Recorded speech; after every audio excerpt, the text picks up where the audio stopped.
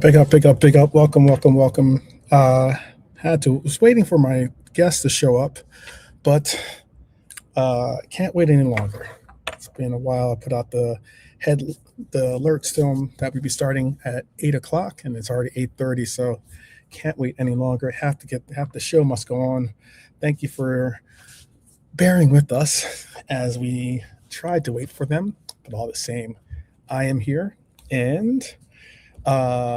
Good show lined up for us today. Very good show, I think. At least I think. I think all of our shows are good, but all the same. Hope everyone is well out there. Welcome, welcome, welcome as always to the Liverpool 12-minute show. We are going to my guest. Well, the guest is usually the normal panel. All the same. Lee, how are you doing? By the way, but we were supposed to have. Possibly Zubiri joining us, and also Quasi Bold was possibly going to he's working, but he said he's going to try to maybe sneak out and take an early lunch or something so he could be a part of the show. But it does not look like that's happening. So if he joins us, cool. If either one of them joins us, cool. Other than that, I haven't heard from Lee or JK whether they're going to be joining us or not. So it might be me solo, but I'm prepared. I'm totally prepared to have that handled all the same, because I wanted to talk about some really, really big stuff today. I saw something today. I saw a headline, and it really, really, really, I don't call it a headline, but it was like a post, and it really, really got under my skin a little bit. But, but I wanted to get your reading on it. And also those, if you're not joining us live, definitely you can always just tell us what's up through the comments. But it was something weird to see, because today, not only we're going to deal with that, but we're also going to deal with the fact that this isn't just a preview show. We're going to deal with the Crystal Palace game, of course, that's coming up, but we're also going to deal with some other matters, some other surprise returns. This match definitely matters, by the way, massively. The results matter, to me, at least. And what happens around the match might matter even more. We're talking identity, direction, and whether Liverpool right now are building something for a strong finish and possibly something to project into the future this summer. So it is something important to get into the conversation about, because it's not just about surviving, it's about thriving, in my opinion. And that's what we have to see this team do. So I am going to start the show by offering up this as the first segment. All right, let me introduce you to, we all know about this being what was the initial Sky Sports report. It said Slot expected to continue at Liverpool next season. It spoke about how Dave Ornstein and others that are, sometimes the virtual mouse of the PR wing of our club, all said that this is what was going to happen, right? They all factored in that, they expect this to happen, which is understandable. But even Jamie Carragher said the two, right? So, but this wasn't the quote that really obviously got me thinking, or at least involved in this conversation I wanted to start, because Arne Slot gave a quote that on the surface sounds like nothing, but when you actually sit with it, it starts to grow on you a little bit. It becomes something. And this is what I'm going to show you, what was said.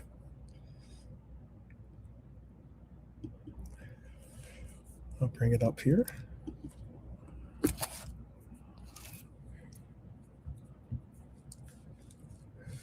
What was said was, I'm mainly here for the short or mid to long term, and mainly the Palace game.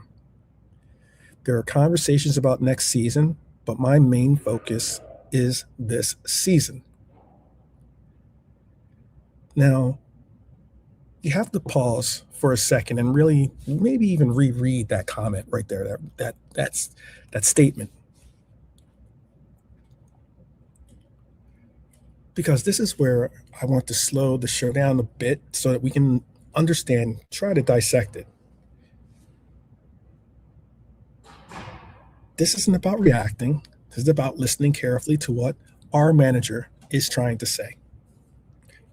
Because when managers talk about the future, they usually plant a flag like, you hear terms like, let me bring this down too. You hear terms like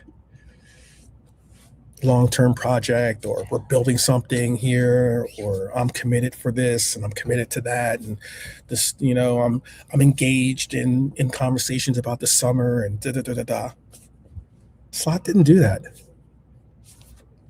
He gave you a range of like different range. He said short, mid, long. That's not commitment. That's like flexibility to be able to say, oh well, I could be here for a short time or maybe a long time. That's someone keeping the door open in multiple directions. And here's where I land on this too. You don't accidentally phrase it like that.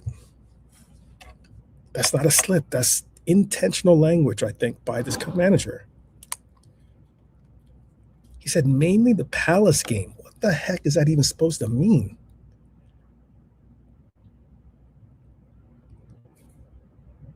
It's a weird standard to set because managers always defer to the next match. But context definitely matters, because when that came along, and I heard him say this, it brings up questions about, is this going to be our manager for the future? Are we seeing squad changes? What is the direction of the club?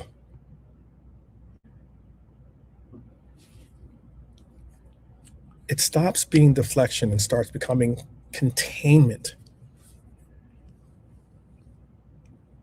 I wonder if Slot is actually protecting himself here, or is he protecting the dressing room from bigger conversations? Because if he leans fully into this convo about his future, because that's what he's asked about. He's asked about his future. He publicly will have to own it. And maybe right now he doesn't want to own it. Because the most important line, I think, from this was, there are conversations about next season. That's confirmation that you might not be there next season. Planning is happening. But then he immediately pulls away and says, my focus is this season.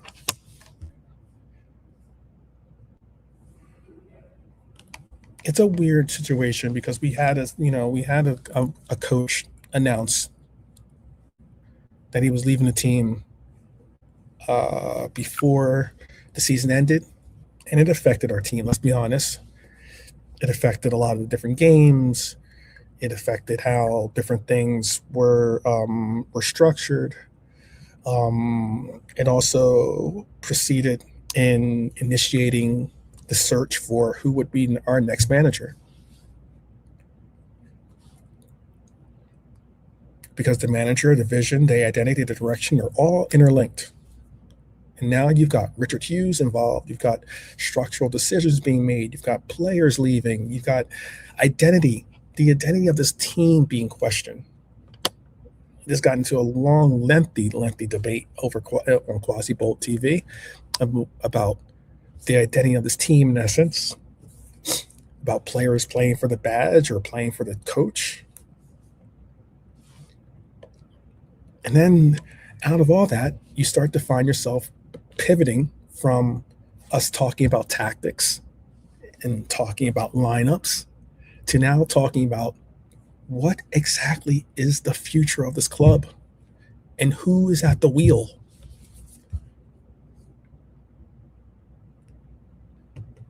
Because what seriously stood out to me, like again, as I say, is that he said the focus is on Palace. We expect that, certainly expect that. But it's that he didn't sound like a man defining that he's going to be a part of our future. He sounded like someone managing the present while the future is being decided around him. And that's a weird one. It's a real one.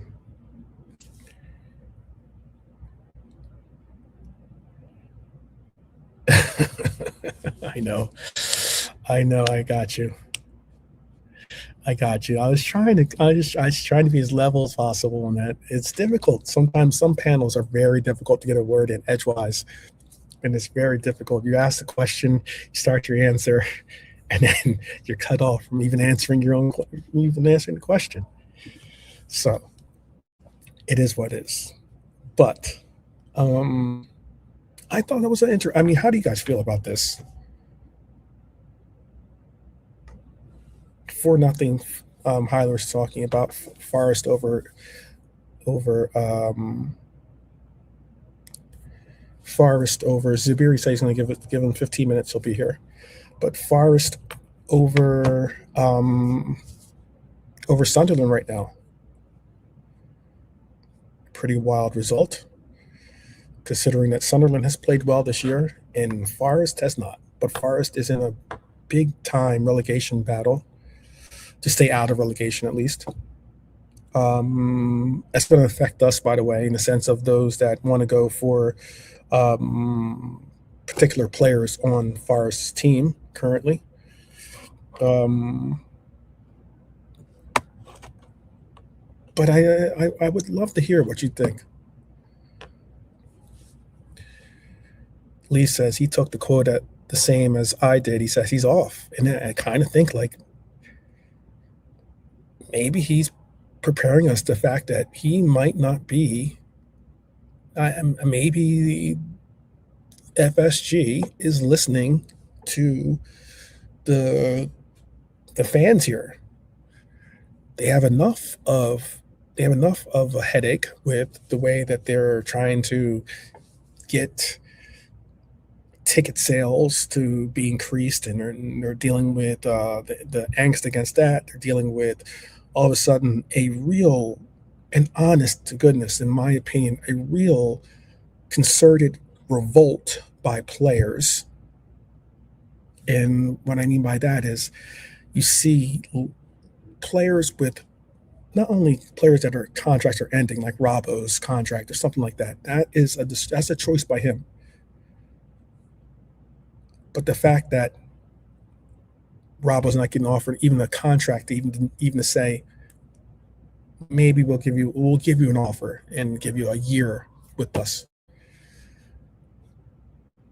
He's not done, but to say give him a year, and we're still saying we didn't even offer him a contract for a year extension.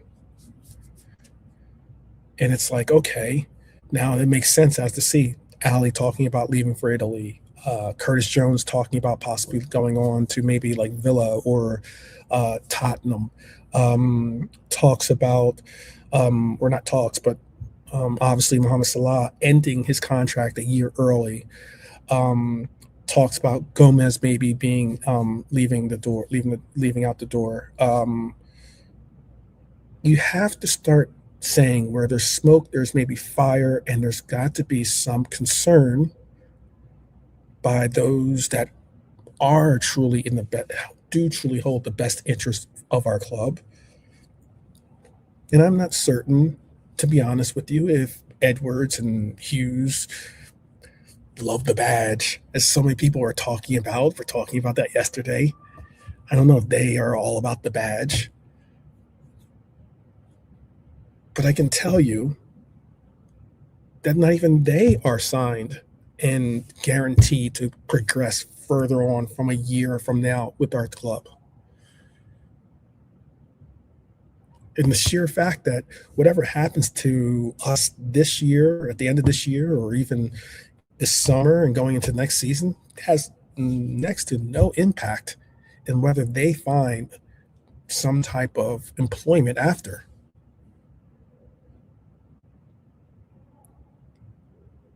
So it is a case where it's a really big question of, is this coach committed? Or are we committed to this coach? I know the answer is philosophically no, a lot of us are not. But are we really invested in this? And it's interesting because this is right when Chelsea has already fired their coach. They have an interim coach now, but now there's been talks about Alonso being maybe a choice for Chelsea. There's been talks about some other coaches that we kind of had our eyes on possibly being picked up. And maybe this is starting to be the whole, okay, let's prepare ourselves for a move on from a philosophy that is just not working.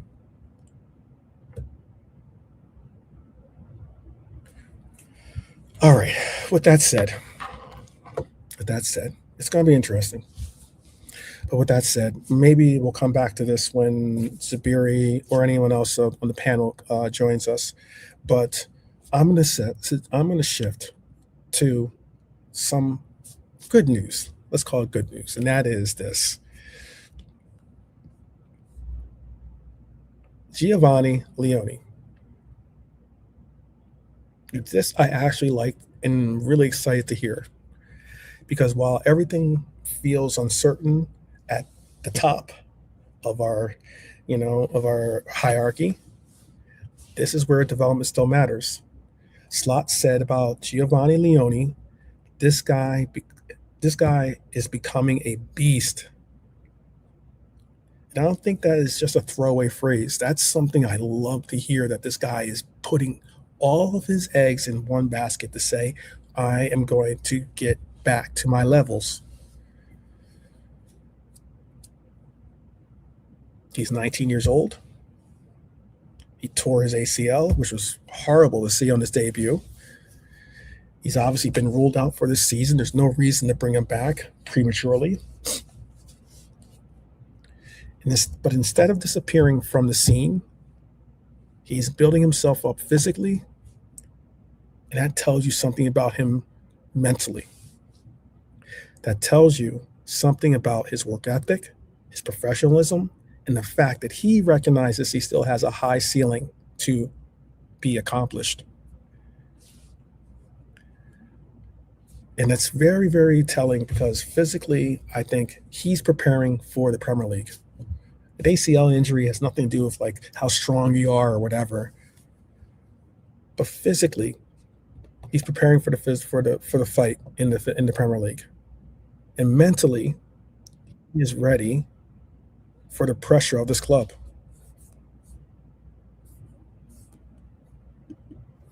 Pick up, Lee. How are you? I'm good, mate. I'm good. Sorry I'm late. No But worries. yeah, No worries. I am on with Leone, so we'll just talk about Leone for right now, and then I'll circle back to the initial conversation I was just talking about with the surprise quote or surprise statement from our coach. But our coach said something about Leone that was very promising. He said that Leone is a beast. Is he? I'm not going as far as to say what Peter's saying, that he's on the juice, but he is certainly putting in the work, and apparently he's ahead of schedule in his recovery. I think like with the SWAT contents, I know that we have Virgil van Dijk going to be returning next season. From his comments that I mentioned yesterday, it sounds like he is a part of this program. He's going to see out his contract, and and I think he's got something to prove in the sense of performance levels for this club for next year, I believe. A higher standard than what we've seen this season. Kanate, on the verge of signing a deal. I know that people say that he's done or this or that. He's basically on the verge of signing a big deal. But potentially unavailable early due to international commitments. Leone's not just depth. He might be needed as a real a real, a real choice in our rotation. Are you on board to build around Leone as being maybe the third or fourth choice for our team as a center half, or do we need to go into this window and get a player that might even stunt his progression to being a virtual first team player? And I'm talking about Leone, that is.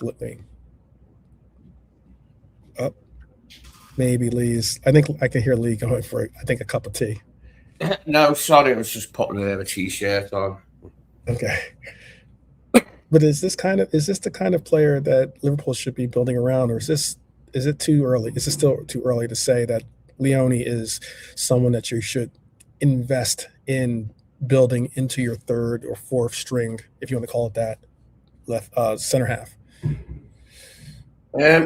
Well, all the indications are that he's a really good player before we signed him, and we haven't seen anything to the contrary since he's been here because he got injured on his debut. So I'm going with that. He made a good decision. And see, the big thing for me always was, will he settle?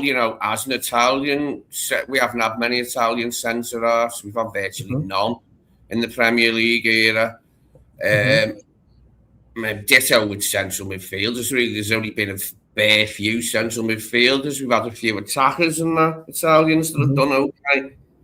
Wingers and strikers, but less in the other positions. So we just got to wait and see. But I believe he's a good player. He looks a good player, and I don't see why that should be any different over here. If he can. If you can get minutes under his belt and start settling in, I'd be looking at him to start games. Fit. I was saying that last season. I'm referring to this season as last season already. Yeah, I was saying that season. It can't be soon enough. Yeah, that he could come in and potentially pinch Ibu's place, because Ibu was underperforming right at the beginning of the season, and that's what I was saying. Then maybe he could come in and then make a case to partner Virgil. He said how much he admires Virgil and that, Virgil's sort of like the man for him defensively. He's been watching him a lot, in his formative years back in Italy.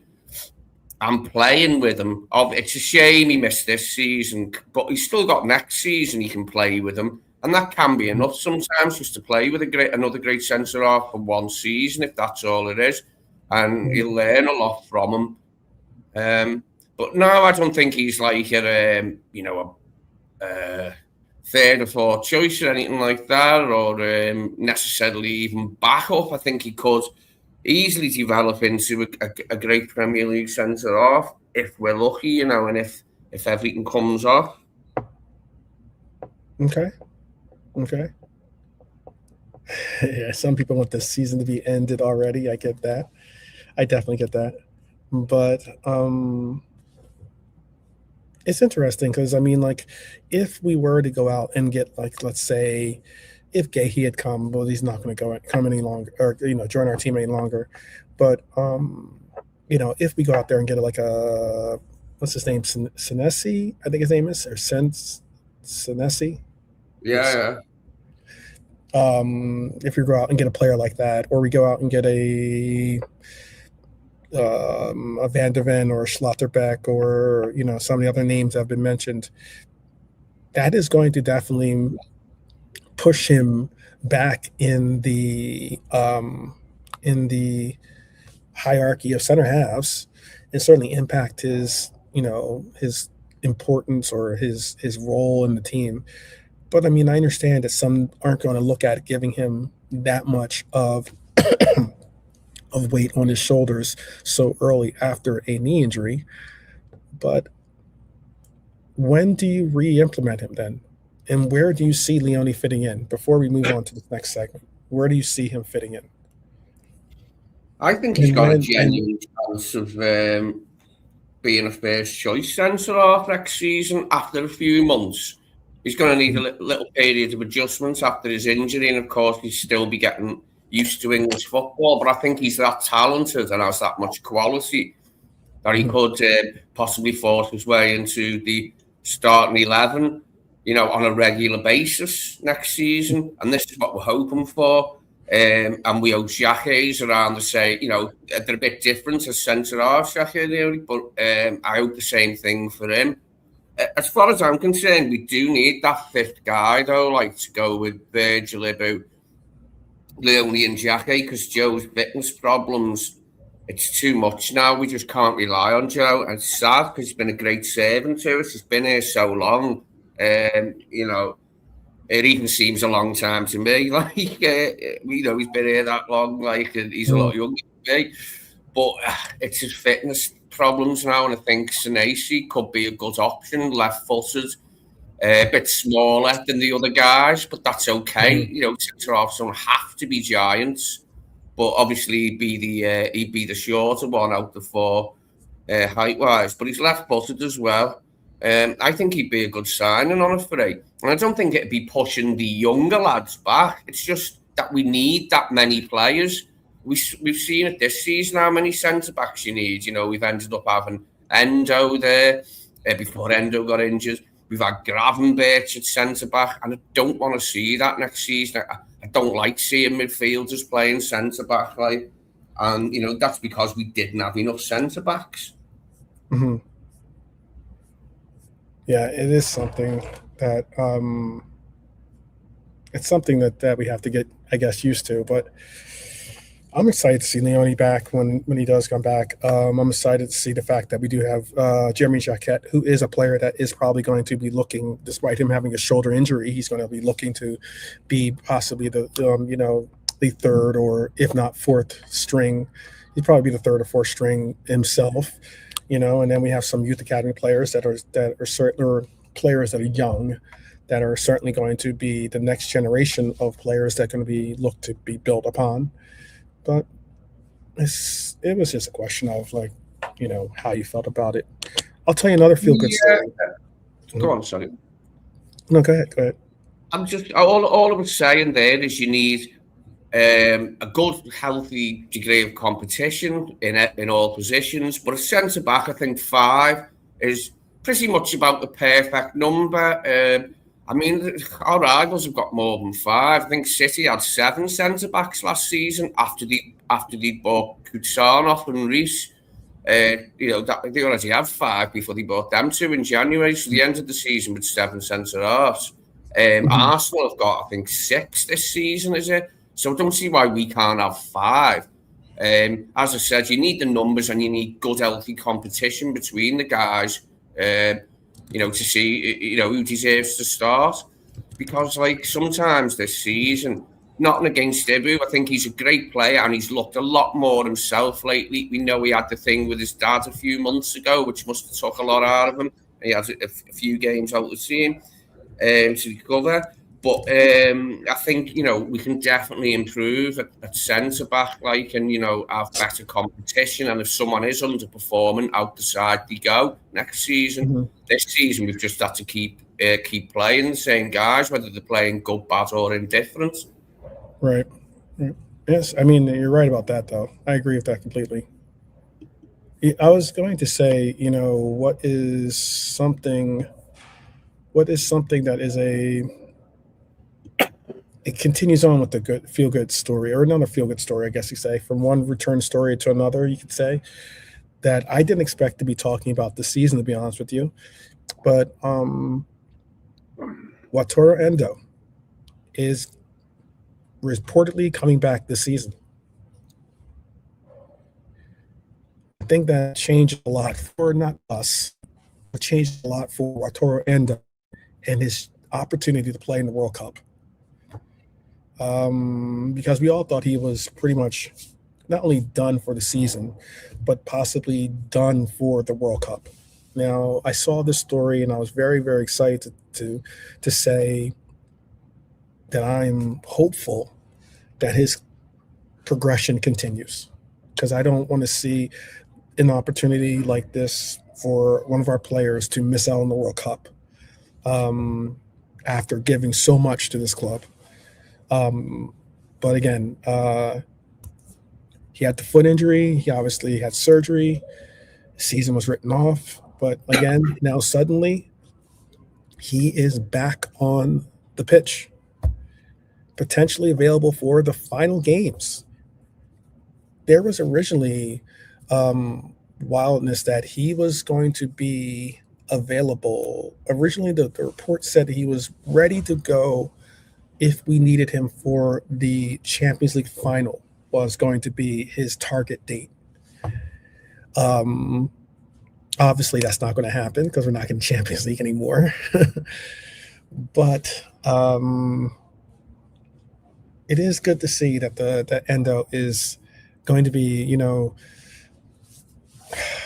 I don't expect him to play in games for us, but I am just happy to see that he's going to be able to get the attention he needs to build up his strength and also get to a level where he is able to maybe get into maybe at the end of the season, get to some games that might not have as big of an impact as we thought. But let's be honest, he brings something to this team, I think, in the locker room especially. Discipline, structure, control, and also just heart. So I'm pretty excited to see him return. All right, how do you feel about hearing that news? Yeah, I think that's great. Like, we need the numbers. Like, it'd be great for the lad himself if he could make a comeback and make the World Cup. Like, because that was obviously would be a big thing for him to miss out on the World Cup for Japan. I don't know if he's still their captain, but he was not long ago. Like, and it'd be nice for the guy. It'd be nice for him to make a comeback. I'm not sure whether I believe in him going forward, especially if Slot's still here. I mean, what would be the point in keeping the lad if Slot's still here? Because Slot don't fancy him as a midfielder, and that's what he is. Yes, we know he can slot in at centre back if needed, but I mean, he started more at centre back this season, didn't he, Endo, than he did in midfield? I think he started more even at right back. I think he started one game, didn't he? I think he started right back once for us. Or at least he played. He might have not started. He played right back, I believe, for us at one point. But you're right. He has not been a resource for us when it comes to our midfield. And that's why it's weird, because I hear people talk about this push for a DM for our summer transfer push. Everyone's DM, and I'm thinking like I'm not against getting a DM at all, but it's interesting because a lot of these people are also conflating the idea of getting a DM. Like, for instance, you get a DM like Wharton, for instance, or even a Zubimendi. Like, these guys aren't necessarily destroyers, but yet people are all calling on a player that's going to fit the mold of a Rodri or a Fabinho type player in our system. And it's why I'm kind of confused as to, like, what it is that we realistically are searching for or realistically are going to get. But I'm just happy to hear that he's back, though, or that he's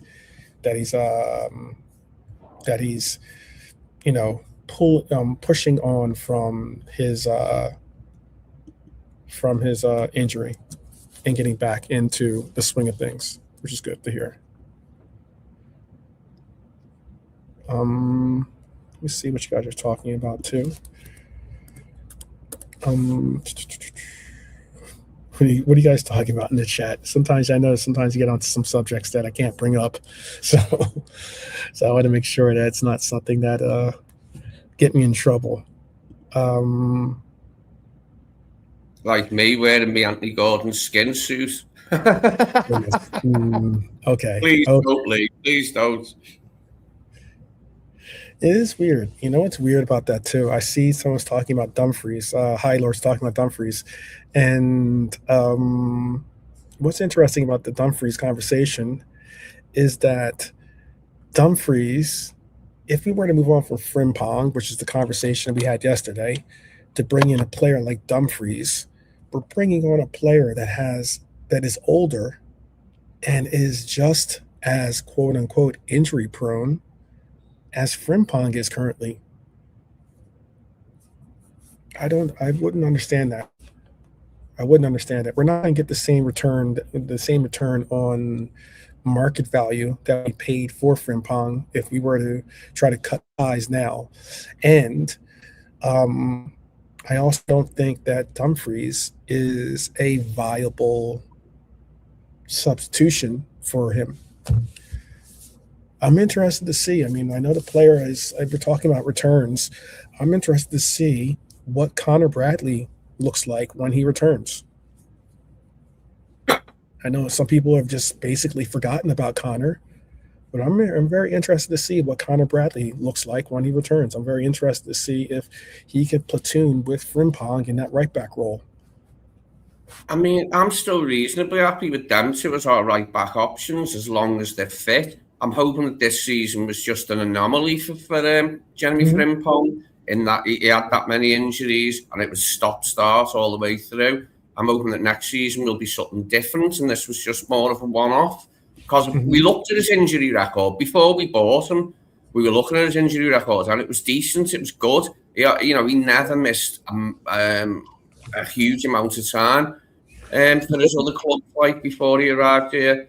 Frimpong. So I'm hoping this season was just a one-off in that regard. And I would be reticent to cut ties with him just because of how this season's gone.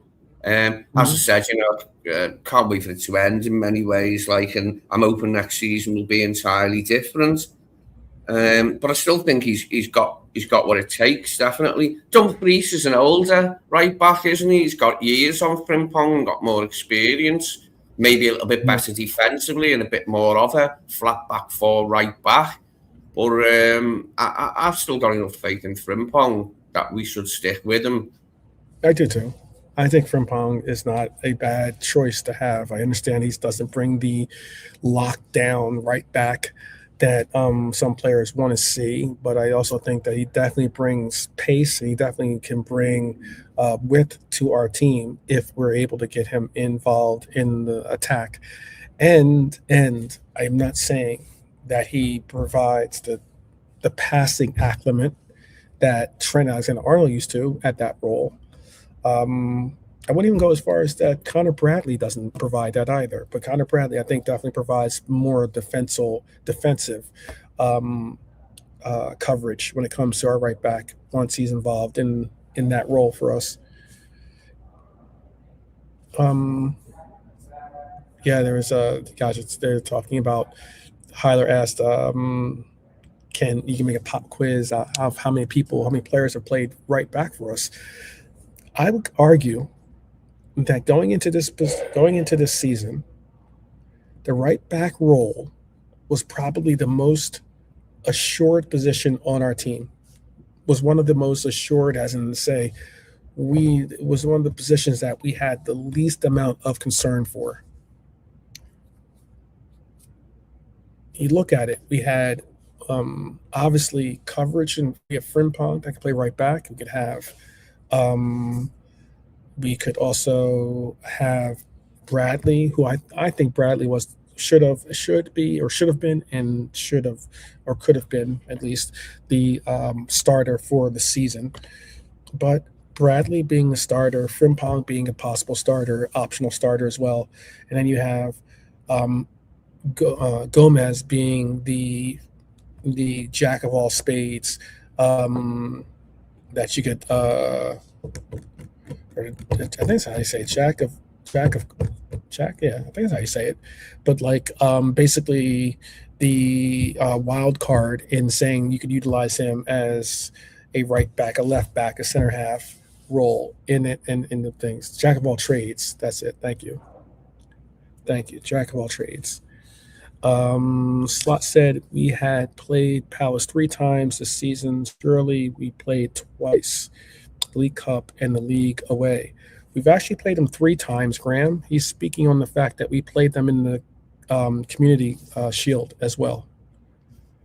I know that some people want to forget about that, and I know it is technically a exhibition game, technically, and it's not a part of the quote unquote season per se, but it is the start of the season for some. Look at it as being the start of the season. So that's why he's referring to it as playing 3 times. We played them in the League Cup. We've played them in the League Cup, and the Community Shield.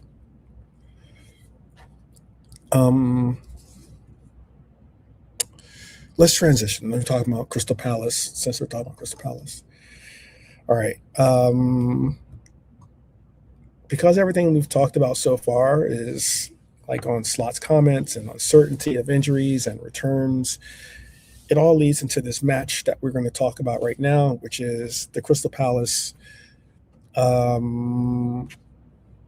Crystal Palace going for the quad against us, basically.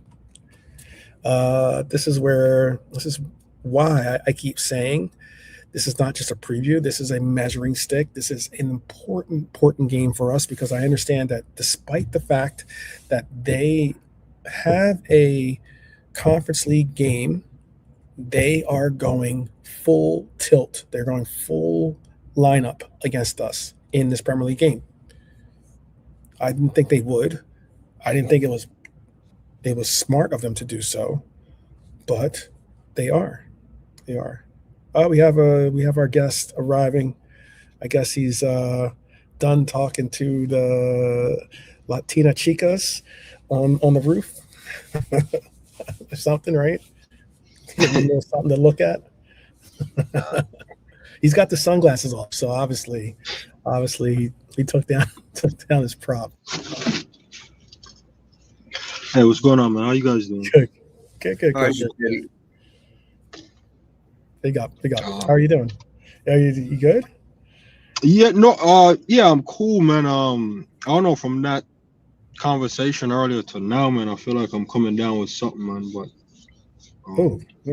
yeah, kind of thrown off. Nah, it's I don't know how to explain it. It's literally the hottest day and the coldest day so far in the spring. I get what you're saying.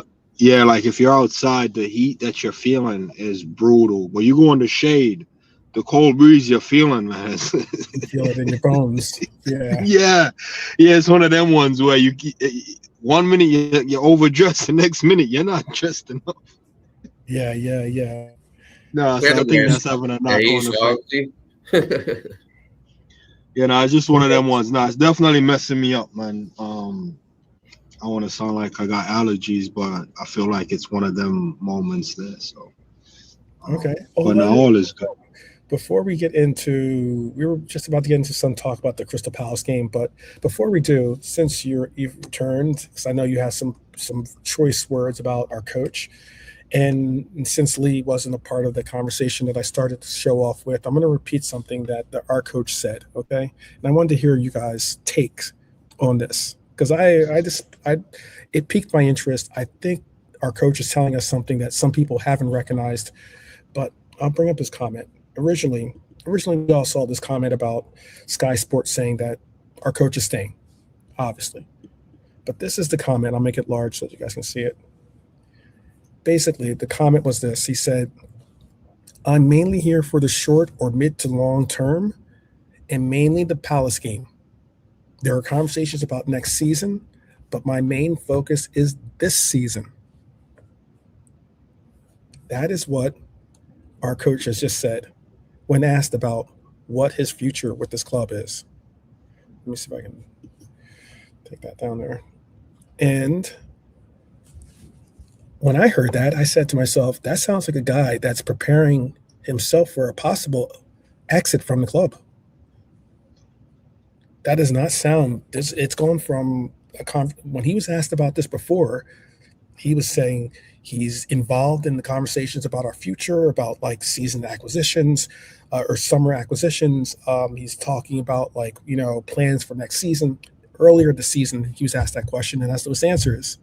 Now, all of a sudden, he's saying, I'm mainly here for the short or mid to long term. That's basically saying,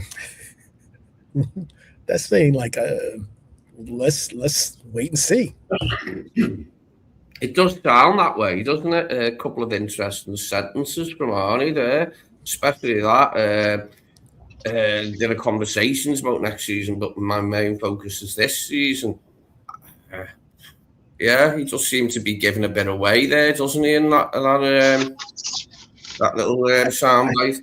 So we'll have to wait. I think he just showed his hand. I think he showed his hand. Actually, he gave us a peek at his hand. Because I don't think. I mean, I don't know. Zubiri, this is the first time you've seen this quote. I take it. Yeah, I apologize. I'm not abreast on every immediate news or happenings outside of match day. I'll more pick up some of the pieces after the match day, depending on my energy. But yes, it's definitely my first time hearing that. I just want to point out short is less than mid, and then he said or mid, which is longer than short, and then he said long, which is, so the man basically saying, bro, I don't know if I'm gonna be here for the short term, right, the midterm, or the long term. That's basically what he's saying. He was like, I don't know where I stand. You know what I mean? And I wish, well, I can't wish, but and not to bring this back to the Klopp thing, but there was a time when Klopp felt like his run that he was on was a sackable offense, and I think he made a comment in the light of basically, like, I'm paraphrasing, but I think Klopp was alluding to the fact that, you know, he's not really here because of what's currently going on, you know, running off credit in the bank type of energy, but if I'm Arne Slot, and what, I don't know what question was asked. I wish I know what the question is. Was it just, yo, what's your future here? Yeah, what is your future? What is your future with the club? What are your conversations you've been having with management, with the, you know, upper? Yeah, no, you know what? He would have been better off saying, yo, that's for me and the club. That's something between me and the club. And when the time is right, kind of like a trend thing. When the time is right, you know, you guys will know. Saying short, mid to long, it's like, bro, if you don't know, so you don't know. If it's something you can't say, just say, yo, you can't say at this time. And I wish that's something people do more. If you don't know, just say you don't know, man. Like, I'm not gonna pretend like I'm up on everything. So when he says this, it just basically tells me that the parts are falling off the machine. You know how sometimes we used to keep things tight. We have a seal on what the media knows, how the media knows it. You can tell there's some crumblings, and is he the source of that? It could be, man. If he's staying and it's, yo, till we find what's right, calm. I don't know if I had long-term written on his contract, if I'm personally honest. When I saw his name popped up and he's our guy, I'm thinking 2 to 3 years tops if he gets on. You know what I mean? Because coming behind Klopp is a heavy feat, man. It's then winning the league in that first season, it's like, bro, there's only one place to go from here, and it's to do it again, and that's hard. So anything beyond this could be deemed as a failure. The only best thing he could have done was a cup double. Bro, it's tough. You win the league in the first season. I would have just resigned. Like, what else are you gonna do from there? Win it again? Impossible. It's impossible. It's important. Listen, man, I'm a victim of shooting too accurate on the first shot. I'm a victim of that. Like, I'll tear down the first shot and miss the other 29. And you're like, yo, what happened? So, yeah, he's definitely going.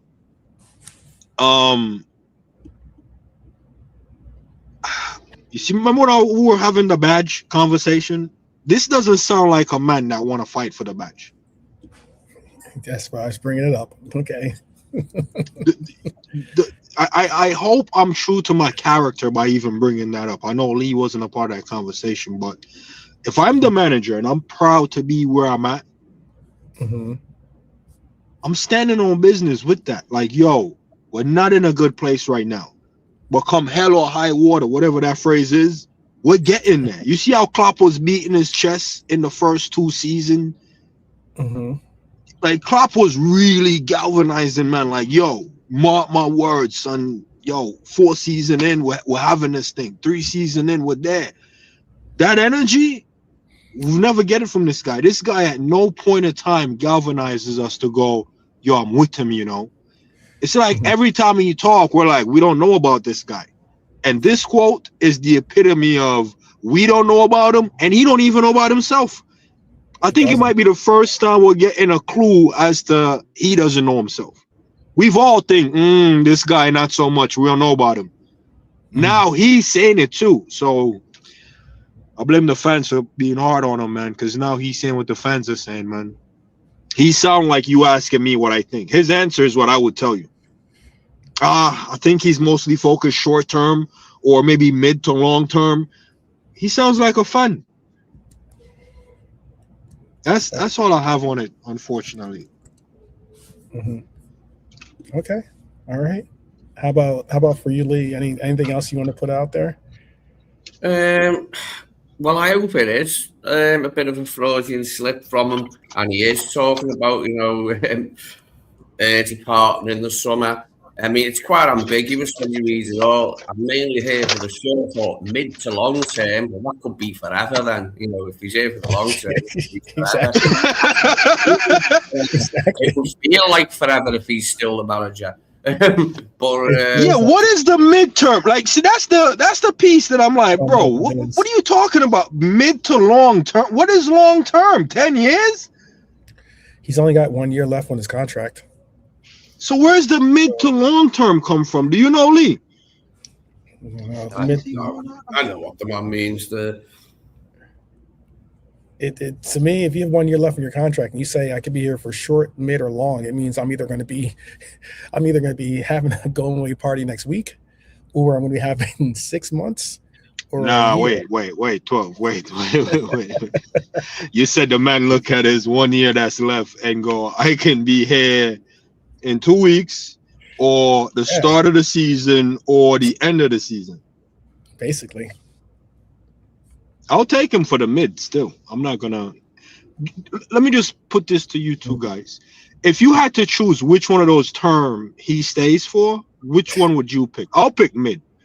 I think that's a fair question to ask.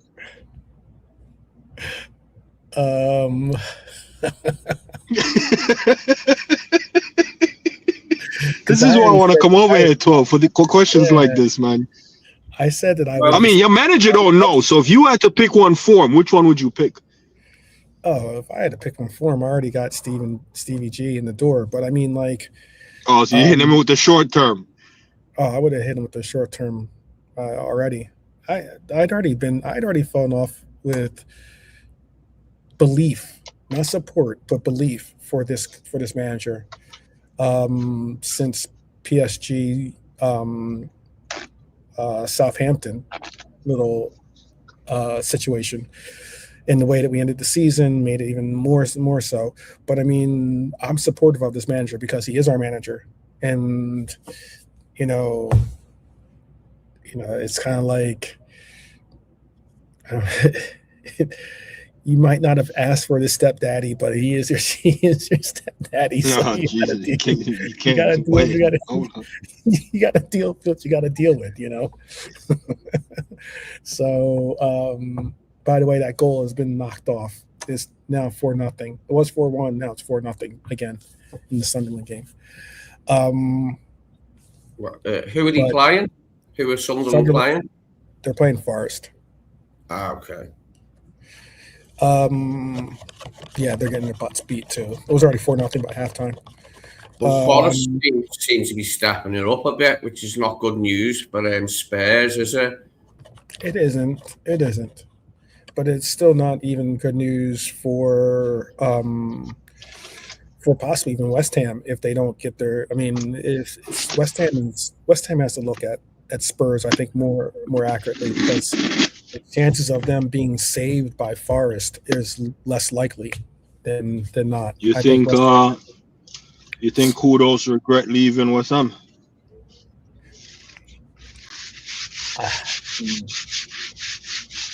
I don't think so, because he got a nice paycheck, and the Spurs paid him well. He's still in London, so I mean, like, he will feel that way if he get relegated, probably in West Ham, don't. He would. But despite the big that's and that, like, and whatever. I don't that way though. I don't think Kudus is. I don't think he's the cat's meow, I guess, or whatever you want to call it. Personally, I think if anything, it's shown he's had opportunities to be something this season, and what has he done this season that's been notable? I guess he can. Yeah, I don't know. Guess he can what? No, I was just trying to think when he got to Spurs and if he was there when they won that European Cup. I mean, he can say he's part of that history, but they still finished, 16, 17, thereabouts? Yeah. Was he? Wait, he was part of Spurs last season, wasn't he? No. No? It was the season he went there? Okay, well then definitely he's definitely regretting it, because now. But there's a conversation to be had, like, as in, some have said the same thing, like, as in, would Spurs rather be in the situation where they finally win a trophy and then get relegated? Or would you rather be in the situation of Arsenal, their rival, of being without a trophy for the last 20 some odd, or actually a trophy without the last 7 years, something like that? That's actually a pretty good that's an interesting way of looking at it. Not so much the Arsenal piece, but would I want to be in a team that win their first European title at the cost of being relegated? It's almost like a Leicester winning the Premier League and going back down. I'm gonna just say, like, the next season. I don't remember if it happened that way, but like, would I want that? That's tough, man. I'm gonna be honest. Do I want to be in a team that's always coming second with no trophy and then winning one and getting relegated the next season? I'll take the winning one and getting relegated, Yeah, because there's very few teams do it twice or back to back. So just being amongst the ones that do win it. Yeah, I'd rather do that than just challenging every day, bro. Like, I'd rather be on the back end of a 6-0 defeat than a 1-0 defeat. Because in 1-0, 89 minutes, you're still giving 100%. 6-0, 88th minute, bro, you're cruising. You're not trying to sprint down every ball, bro. You're already losing 6-0. So it's like an effort thing. You know what I mean? Like, constantly going 60-plus games a season to come second and no trophy. I'll do that one season, get the big trophy, and then go back into the championship and go into cruise control, man. It's weird because, I mean, like, you're not getting anything extra necessarily. That Arsenal hasn't won. To say, or Arsenal can say whatever they want to say, but they have not won a European. Their rival has won a European trophy. Now they might say, "Oh, it's not." I'd rather be in the Spurs spot, because then when I go to the championship, that's another chance at another trophy. Like, staying in the Prem and coming second with no trophy, bro, your cabinet's empty. At least mine got a championship and a European trophy in it. Exactly. I don't know. You can look down on the championship one, but it's still a trophy. Did you see Lee Ange Pasca Calanjo? I always get his last name, but Ange's comments about being Spursy, and he actually addressed it.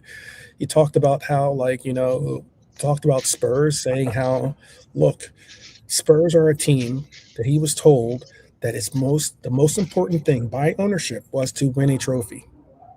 It wasn't about, trying to get into Champions League or trying to do this or trying to do that. It was about bring one of them big ones home, huh? Exactly, about bring something home as a trophy. And he spoke about how second year of his tenure, he brings in trophies. The second year he's there, he didn't do well in the table, obviously. It was next to relegation, we get that. But he still won a trophy. He still won a major trophy. Europa is a major in a sense. Do you agree with him, Lee? Well, yeah, you can say what not a lot of other Spurs managers can say, Ange, and that he did win something. It's not as big a trophy as it was, but it's still a big trophy. There's only 2 main European trophies. There used to be 3, but the third one got binned like over a quarter of a century ago in the late 90s. The Cup Winners' Cup. So there's only 2 you can win every season. They've made now they brought the third one back in the conference. West Ham got one of those. Yeah. Brought that back. The 2 main ones aren't this Champions League and Europa. So, we can say that, Ange, and you can say that with pride. The last guy to win anything, I believe, was Wande Ramos, wasn't it, with the League Cup, which was a long Let me give this other context and then, expand on your thoughts. Like, he also said that Spurs have done the process of bringing in big names. They brought in Mourinho, they brought in Conte, and did that result in them getting and then even Mourinho chimed in on it and said, hey, you know what? They sacked me before the final. He got into a final and then they sacked him before the final. What does that say about what is your team doing? It doesn't always work, but small teams, it's like Everton had and Ancelotti and Rafa. Neither of them appointments work for Everton. I was talking to my dad the other day and he couldn't even remember Ancelotti's name. He go, who's that other fella for us, the famous fella? He was bloody rubbish, because he's an Everton fan. I went, Ancelotti, we got get him. He was rubbish, him. So there you go. Smaller clubs appointing big name managers doesn't always work. Oh, wow. Now this is about to be a show. Look at this. I'm just here for the crash out. Yeah, we're just here for the crash out. We got Quasi Bold joining us right now. Wow. Okay. Big up. He's big up Quasi, man. Hey, you getting a rear run out, man. Yeah. Elliott settings in that. All right, I see it, man. Yeah, okay. Well, I'm glad that you showed up now because I'll hold off on the Crystal Palace talk one more segment here because we have to have a conversation about a certain particular topic, and that topic would have to be Mr. Captain of our team and whether he's a good captain or not. The man made when you score a goal. I'm gonna ask Quasi this. There's this thing when there's like a goal at the end of the game and it's done by your captain. What is that called again? What do they say it like when the captain scores at the end of the game and wins you the game? What is that called again? Clutch. Oh, okay, clutch. Clutch. Okay, I've heard of it referred to as captain's goal, a captain's performance. I think I've heard that statement before. I don't know. Maybe it's just me. Has the rest of the panel ever heard that statement? I'm just wondering.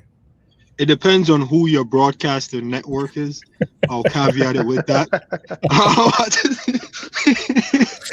Because I've heard it before.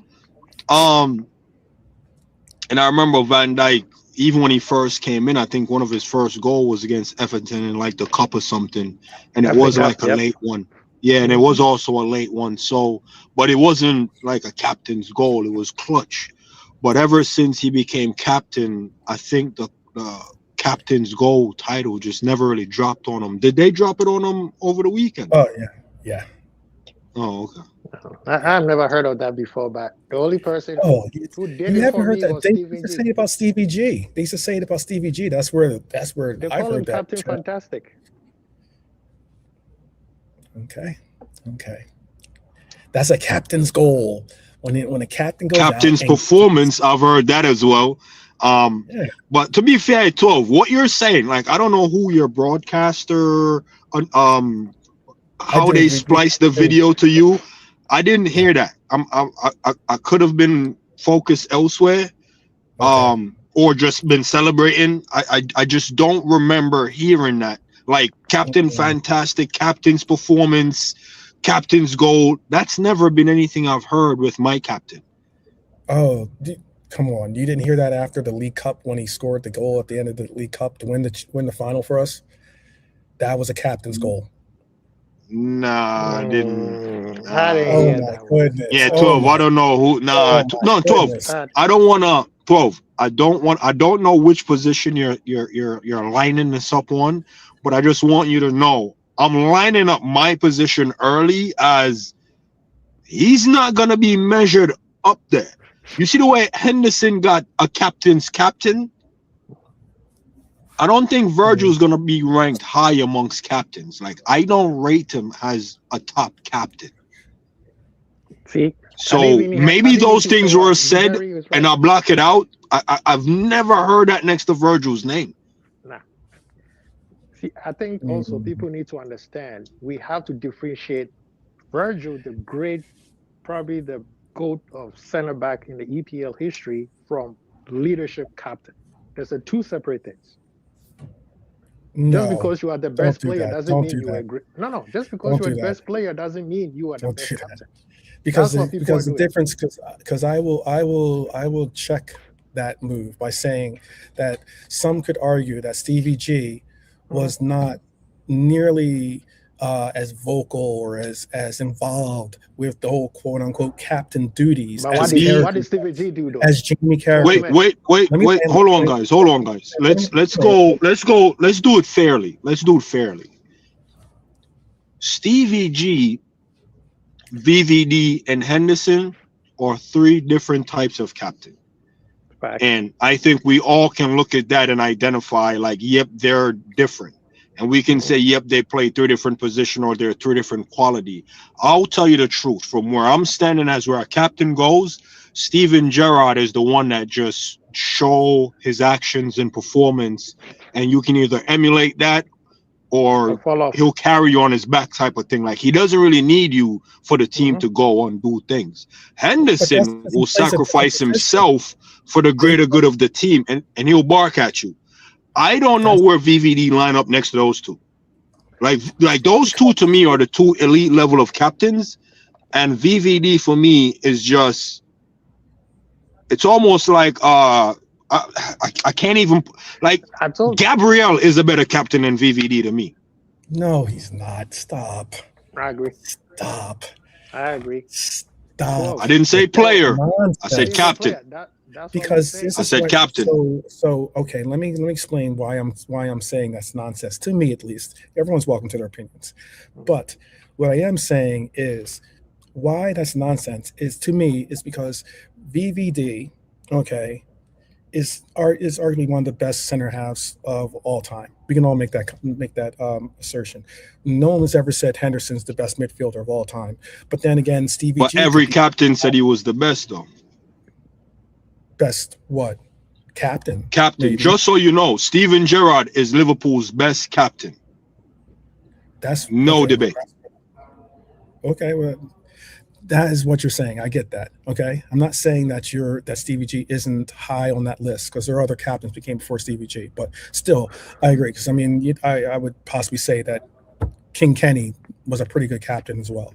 But I mean, the point of what I'm trying to get at is Stevie G or even Henderson, one, they play in a different role or different position than VVD. So therefore, the ability to go and get captain's goals or be able to apply yourself or into the game is a different standard than what VVD can do. VVD is rarely, if ever, going up and trying to score goals other than corner kicks. Sometimes he does randomly, get called on to be a second or third striker, basically, because that's how dynamic of a player he is and that's how important of a player he is.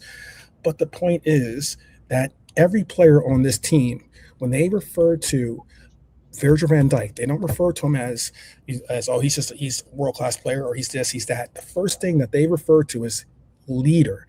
When they did a actual interview with Rio and Gamoa, for instance, and the first thing, and it was Rio and Trey, and both of them were trying to give adjectives for all the players on the teams.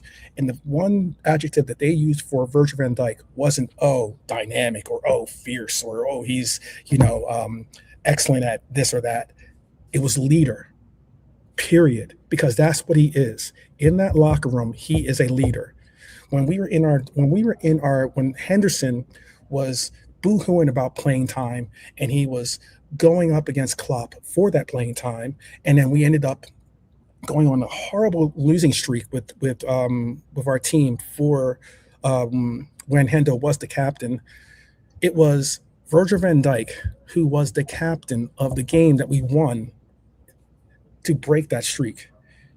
And it was notable because at that time, Henderson had become frustrated and kind of beleaguered, I would say, with where he sat with the team and what was going on with this and that and yada yada.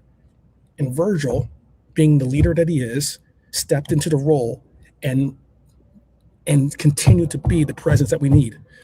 A leader is also someone that you're going to have on the pitch at all times.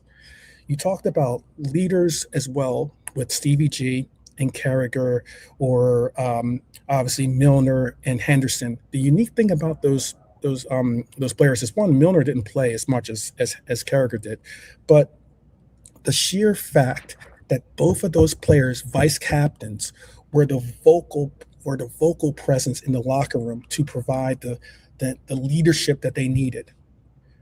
They provided the extra leadership that they needed. 12 minutes. And go ahead. This is the part where.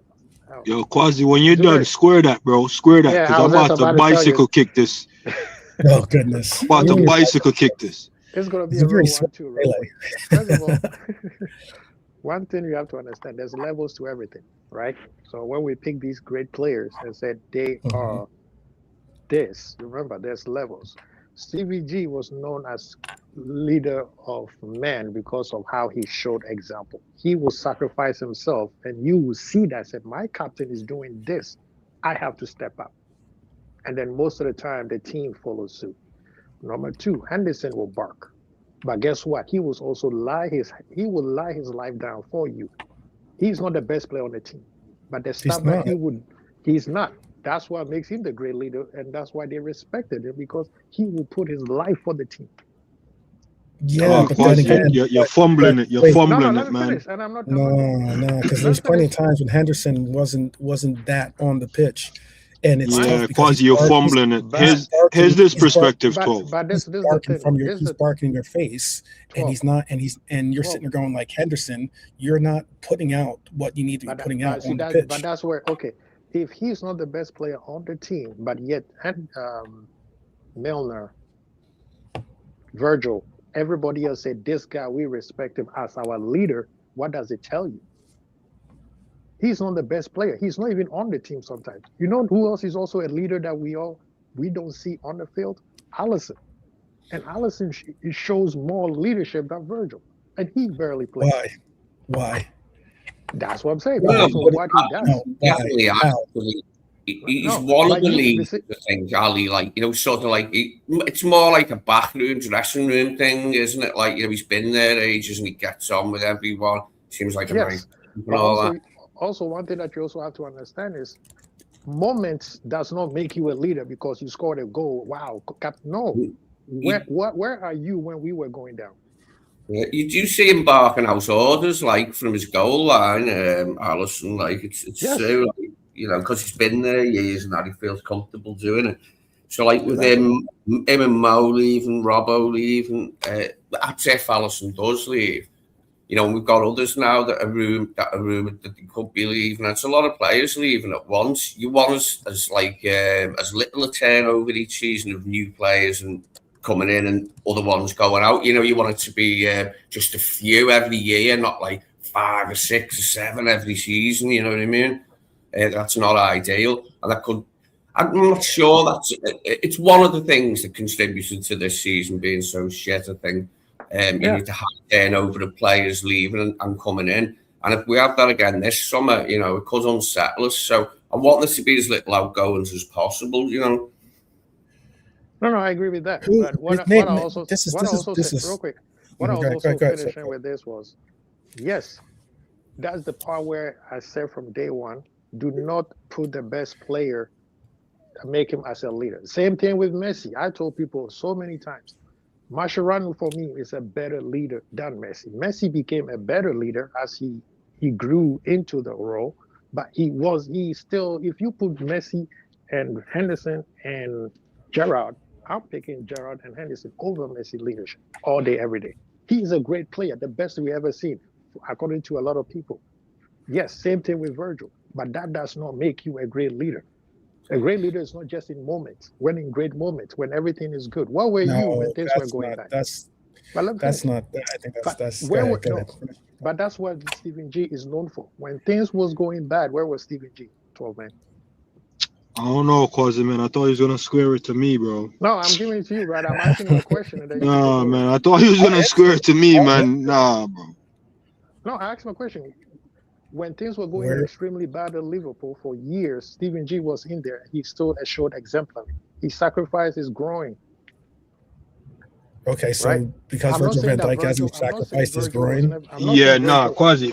I'm not saying Virgil was not there. I'm talking about right now. What was Virgil's most things that he's been criticized with? He has a new kid on his left side. And every single time people said, you don't treat this kid like you are mentoring, you yelling and shouting at him. And this is coming from professional players. What is so that tough love has produced Kirkes into possibly it did. Kirkes don't listen to wait, hold on. Your point would be on point if Kirkes was struggling or had crumbled because of hold on, let me finish. Let me follow. Like if he had crumbled and become a shell of himself and was unable to perform at the left back duties because of Virgil van Dijk's criticism or tough love, then that would be something. And then you can say, okay, yes. But Kirkes has developed into one of the best left backs for our team, and to the point of saying that he is now such a dominant left back that he's taking over the place of legend. He's not listening to Virgil anymore. 12 minutes. I could also use the same thing and say, I'm looking at Kirkes, and I'm looking at saying Kirkes he's playing well without whatever Virgil is saying. That's not true. Come on. Yeah, Quasi, we're not on the same team, bro. I thought we were. Your jersey just looks like mine. We're not on the same team. I don't know what you're talking about. Fine, but I'm just saying. Nah, so to your point, to your original breakdown with Stephen G, Carragher, Hendo, Milner, I'm gonna ask you the real question Quasi should have asked you. I thought he was gonna ask you. Virgil van Dijk deputy was Trent. Right. How long was Trent there before Trent leave under that role? So Virgil van Dijk was a captain. His deputy was Trent, bro. Trent. Okay. A free-spirited maverick at left back that said he's doing it for the badge and he's dying for the badge, but he ain't flying in tackles in a tackle-enriched position for the badge. A guy that's notoriously known for being absent. That's my guy, by the way. But as a right back, our right back should be Wan-Bissaka's level with the recovery based on how they're fighting for it, if that makes sense. Like a right back, that's what right back is known for. A center back doing what Wan-Bissaka is doing, that's a no-go. But as a right back or left back, your recovery has to be Wan-Bissaka's level. That's why I rate Wan-Bissaka. When people go, oh, you shouldn't be doing that, you shouldn't need to do that if you're good, fam, the best positions on the pitch or the wingers. The fastest man in the game is wingers. You're going to need Wan-Bissaka's skills if you're going to come up against them, man. Because you're not going to be able to stand them up every time, right? So Virgil van Dijk deputy is Trent. Who's his new deputy now? And that's the difference between good captains and captains that could be great. They just didn't have the right deputy. So Stephen G isn't great by Stephen G's own right. It's because he had a solid deputy in Carragher. Henderson, everyone knows it. The backbone of Henderson tenure is with Milner. Everyone knows it. Who's Van Dijk passing the torch to in his darkest hour? To Quasi's point. Quasi got a good point, but the meat of that point isn't what is he doing. Who's he handing it off to? Who's the handoff? You see what I'm trying to say? Because when Stephen G head is down, who's picking up Stephen G's head? Carragher, yo, get it together. Next time you grab it, boom, boom, boom, boom, yo, hit that from 35. Carragher putting a battery in his back. Henderson, same thing. When Helner's all bummed out being the weakest guy in the team, Milner's charging him up like, yo, fam, you're a leader of leaders. We got bare captains in the team. They're looking at you, big man. Make that selfless run. And Henderson shrugs it off. He blows, huff and puff, legs are done, and he goes again. Who's picking VVD head up? His number 2, bro. They say behind every great man is an even greater woman. Bro, who's behind VVD? The guy was Trent. Trent's not the guy we want to see have your back. He's not the guy we want to see having your back. He's a great guy. Rate him. Same for VVD, but who got VVD back? And I think that's where VVD tenure as a captain falls short of the other two. Because it's not a singular sport, bro. Being a captain isn't about just you. It's about you and your deputy. But you and your deputy's ability to make the team move, bro. Like when Henderson was there, we had like 4 captains. How much captain we got now? VVD doesn't choose the vice captain. No, I'm not saying it's him to choose. Henderson didn't choose Milner. Gerrard didn't choose Carragher. What I'm trying to show you is when you're that type of captain, it's known who the next guy is. You see what I'm trying to say? It's known because that is the backbone of the club. That is the hierarchy of the team. We don't even know the hierarchy of the team. All we know is VVD, and we're trying to put all these titles on his back. Bro, being a captain isn't a one-man thing, man. It's like I said, you can be the best leader, bro, but if you don't have Go ahead. No, I was gonna say, but your point is correct. It's not about one person. And the unique thing about this season is that apparently the coach got rid of the leadership group concept. There used to be a leadership group concept. There used to be more than one real leader, even though you had a quote-unquote captain. You still had a leadership group. Klopp had a leadership group. We all know that. And this season, that was abolished. I remember Brian had a whole show about it because he didn't like the whole concept of leadership group. So we can talk about... So you're saying that 4-man thing that we used to have, and then these 4 guys... It's no longer present. So who got rid of that? Was it Slot manager saying, "Hey, VVD, it's me and you against these waste man because they're not on your level"? Because if the manager is gassing them up, that's why he can't be great. Points. I didn't think he said. I'm not. Quasi. I'll pass it back to you. Quasi, I'll pass it back to you real quick, or even Lee can take it up. If you're a captain, and your deputy is the manager, and the manager is saying, "You're my deputy," bro, you man are not gonna succeed. You man are separating yourself from the team. You man are on the beach drinking tea and that, and having the man them jogging. You're standing shoulder to shoulder with the manager, like, "Yo, he ain't running enough," you know. Berating carcass and that. Nah, bro, you need to be in there with the man them. You need the knights of the 4 realms, bro. You need a man in the attack. You need a man in the midfield. You need a man in the defense, the main man. And then a man in the goalkeeper. You need a man in each sector holding it down. What you mean we're going to bun all of that? We don't need no leaders in the front. Nah, we do need a man up there to make sure all the attackers know the standard. Yo, Virgil said, "I want you, man, to do this today." And that one guy reports back to Virgil. Same thing in the midfield. Yo, this is what we're doing because that's what the big man said.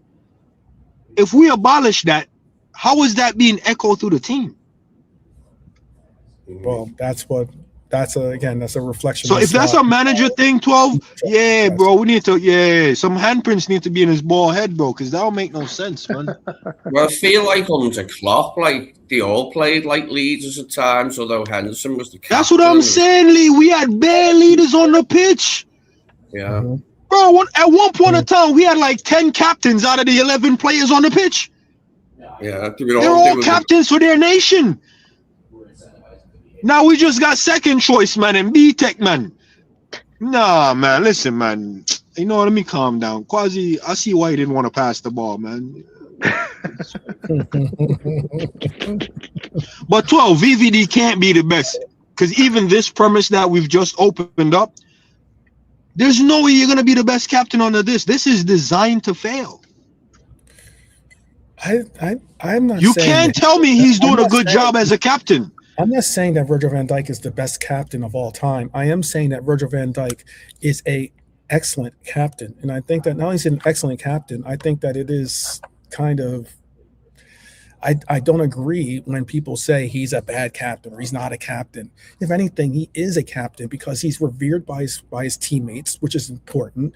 He's listened to by his teammates, which is even more important. He's also appreciated, or I say appreciated, I should say more so. He is respected by his colleagues or his peers, being Mohamed Salah and the likes of those kinds of people that you can't, if you don't have the some people are like, oh, Dam Sabasala should be the leader or be the captain of this team. Dam Sabasala is not telling Mohamed Salah that he needs to track down this player or do this or do that.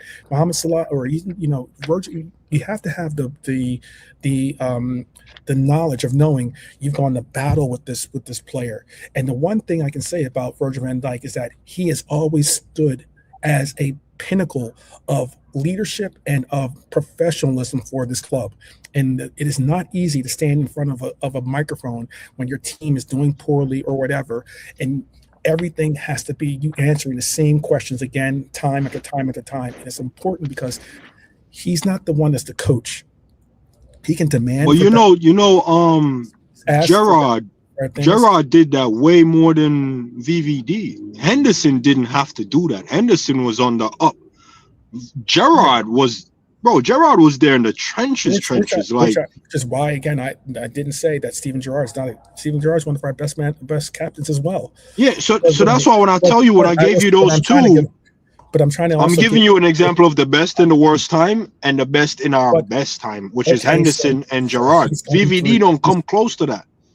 VVD has come close to it because you know why? He's had to go from Henderson nor Gerrard had to be a transitional captain for a legendary coach.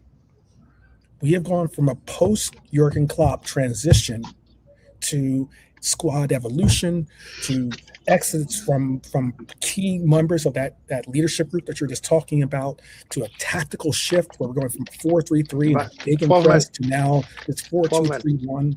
Don't you think that's don't you think that's the whole reason why myself or even Zuberi, I didn't hear much about Lee, but this is the part where we are saying, Virgil, you are just being a leader of men because of everything that's going on. Because remember, Stephen G, when things were going bad, Stephen G was there. The good times and the bad times. He took a team to a Champions League. So is Virgil van Dijk. Come on. Okay, but we are not talking. Virgil van Dijk has not been all of a sudden dipping on interviews after games. He's the one that has to answer. No, we can. The interviews are part of their job. That's part of the contract they signed. But I'm talking about in terms of what they give to the team. Stevie G has always been known as Captain Fantastic. It wasn't just because he was the best in the team. At one point, he was probably not the best on the team, but the respect that he do, things that he put himself before everything. I'm not saying Virgil doesn't do it, but Virgil does not do that. You are saying that's the problem is that you are saying that by your statements you're saying that, and you're underlooking where I can't. People have made comments about Stevie G, the captain's goal, captain's performance, these kinds of things. And I have heard those things about Virgil van Dijk because I recognize the fact that he does do those types of those things. Whereas he gets that goal from a player that, again, as a center half, you're not looking you're not going to be able to impact the game the same way as a midfielder or a forward is.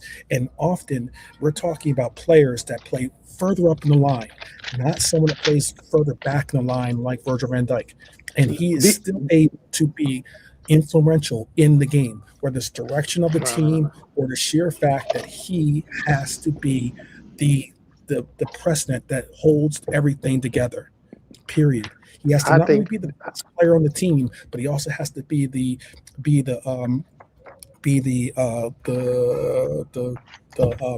lighthouse for the team as well. And that's what he does. But see, this is the thing, though. This is the part where you are confronted the superstar, the aura of DVD. It's sexy as hell, trust me. And pause, but still, it is sexy. However, you are not looking at. You see, I haven't mentioned the last goal. That last is not what makes you a leader. And Mo Salah should be the captain there because Mo Salah has given us beautiful moments like that. I'm talking about. Again, that's a great point. Why isn't so? If your case in point, real quick, and I'll let you finish.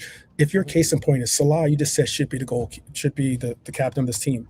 Why isn't if we are going with explain to me why Mohamed Salah is not the captain then? Why Mohamed Salah is not captain? Just like you said. I think it's because of like length of the contract. I think the beautiful thing with Hendo picking it up. It's almost weird in a sense. Giving it to Trent was almost like Trent would have inevitably been the captain. Salah and Virgil van Dijk's contract's the same length. No, but that's what I'm saying. I think it goes from if you were to give it to Salah and Trent being a vice captain, like I said, I think it was more so no one man should have all that power. Like Mo already got the biggest bag.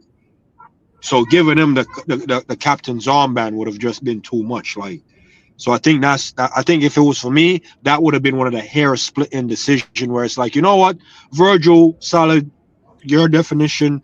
Everyone sees him as a leader, leading from the back. We'll give it to him. Mo, you're the top guy up top.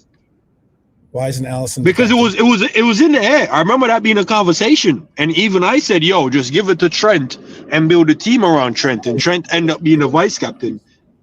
I don't think a lot of fans would have been bent out of shape for Salah being the captain. It would have been on the Messi level to what Kwasi was saying. I wouldn't have wanted it. There's a reason why when Henderson or Milner was not captain of the team, who was the captain of this team? Who was the captain of this team when Milner and Henderson, when they were with their club? I mean, I've seen Gomez with the armband if we want to go there. Gomez has been the captain when Virgil van Dijk was not on the pitch. Let me intercept your pass. Gomez has never been the captain when Virgil van Dijk's been on the pitch. Never. Let me intercept your pack. Usually, a captain leadership is given to the longer serving player, the longer servant, right, in the squad. No, that's not the case. That's not the case. Most people choose that. We go by the hierarchy, the guy who's been there the longest. Sometimes Milner was not there, but he came in and became the captain because of his leadership that everybody knows around the Premier League. In terms of you saying why Salah, maybe Salah, I don't know why. It was politics. They wanted to keep Trent, so they gave it to Trent instead. Robo is more of a captain than most of these people that we mentioned. I think Robo, I would have chosen Robo over Virgil.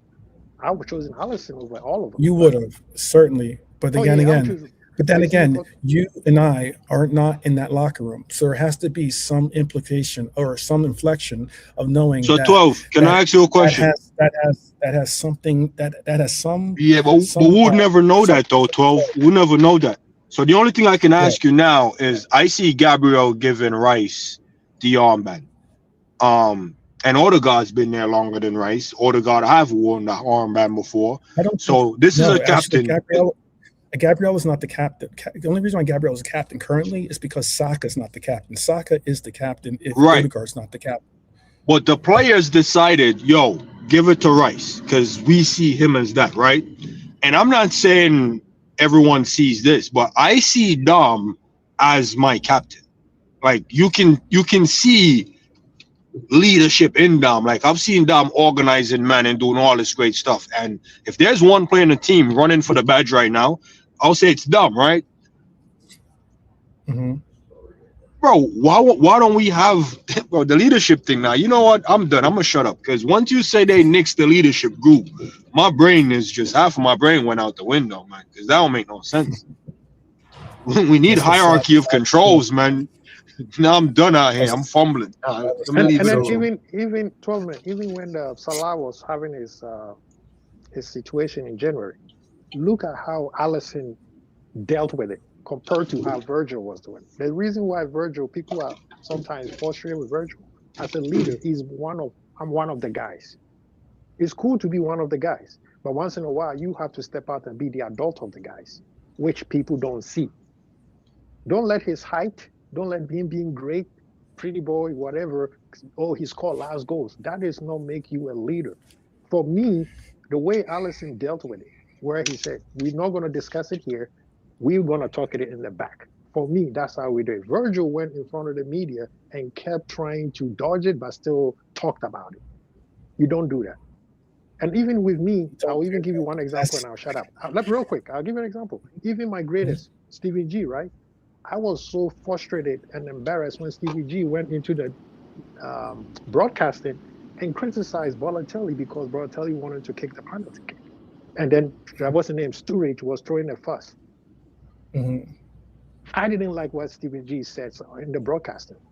And as a leader, you don't say anything about your players in front of everybody. You go into the dressing room and you handle it.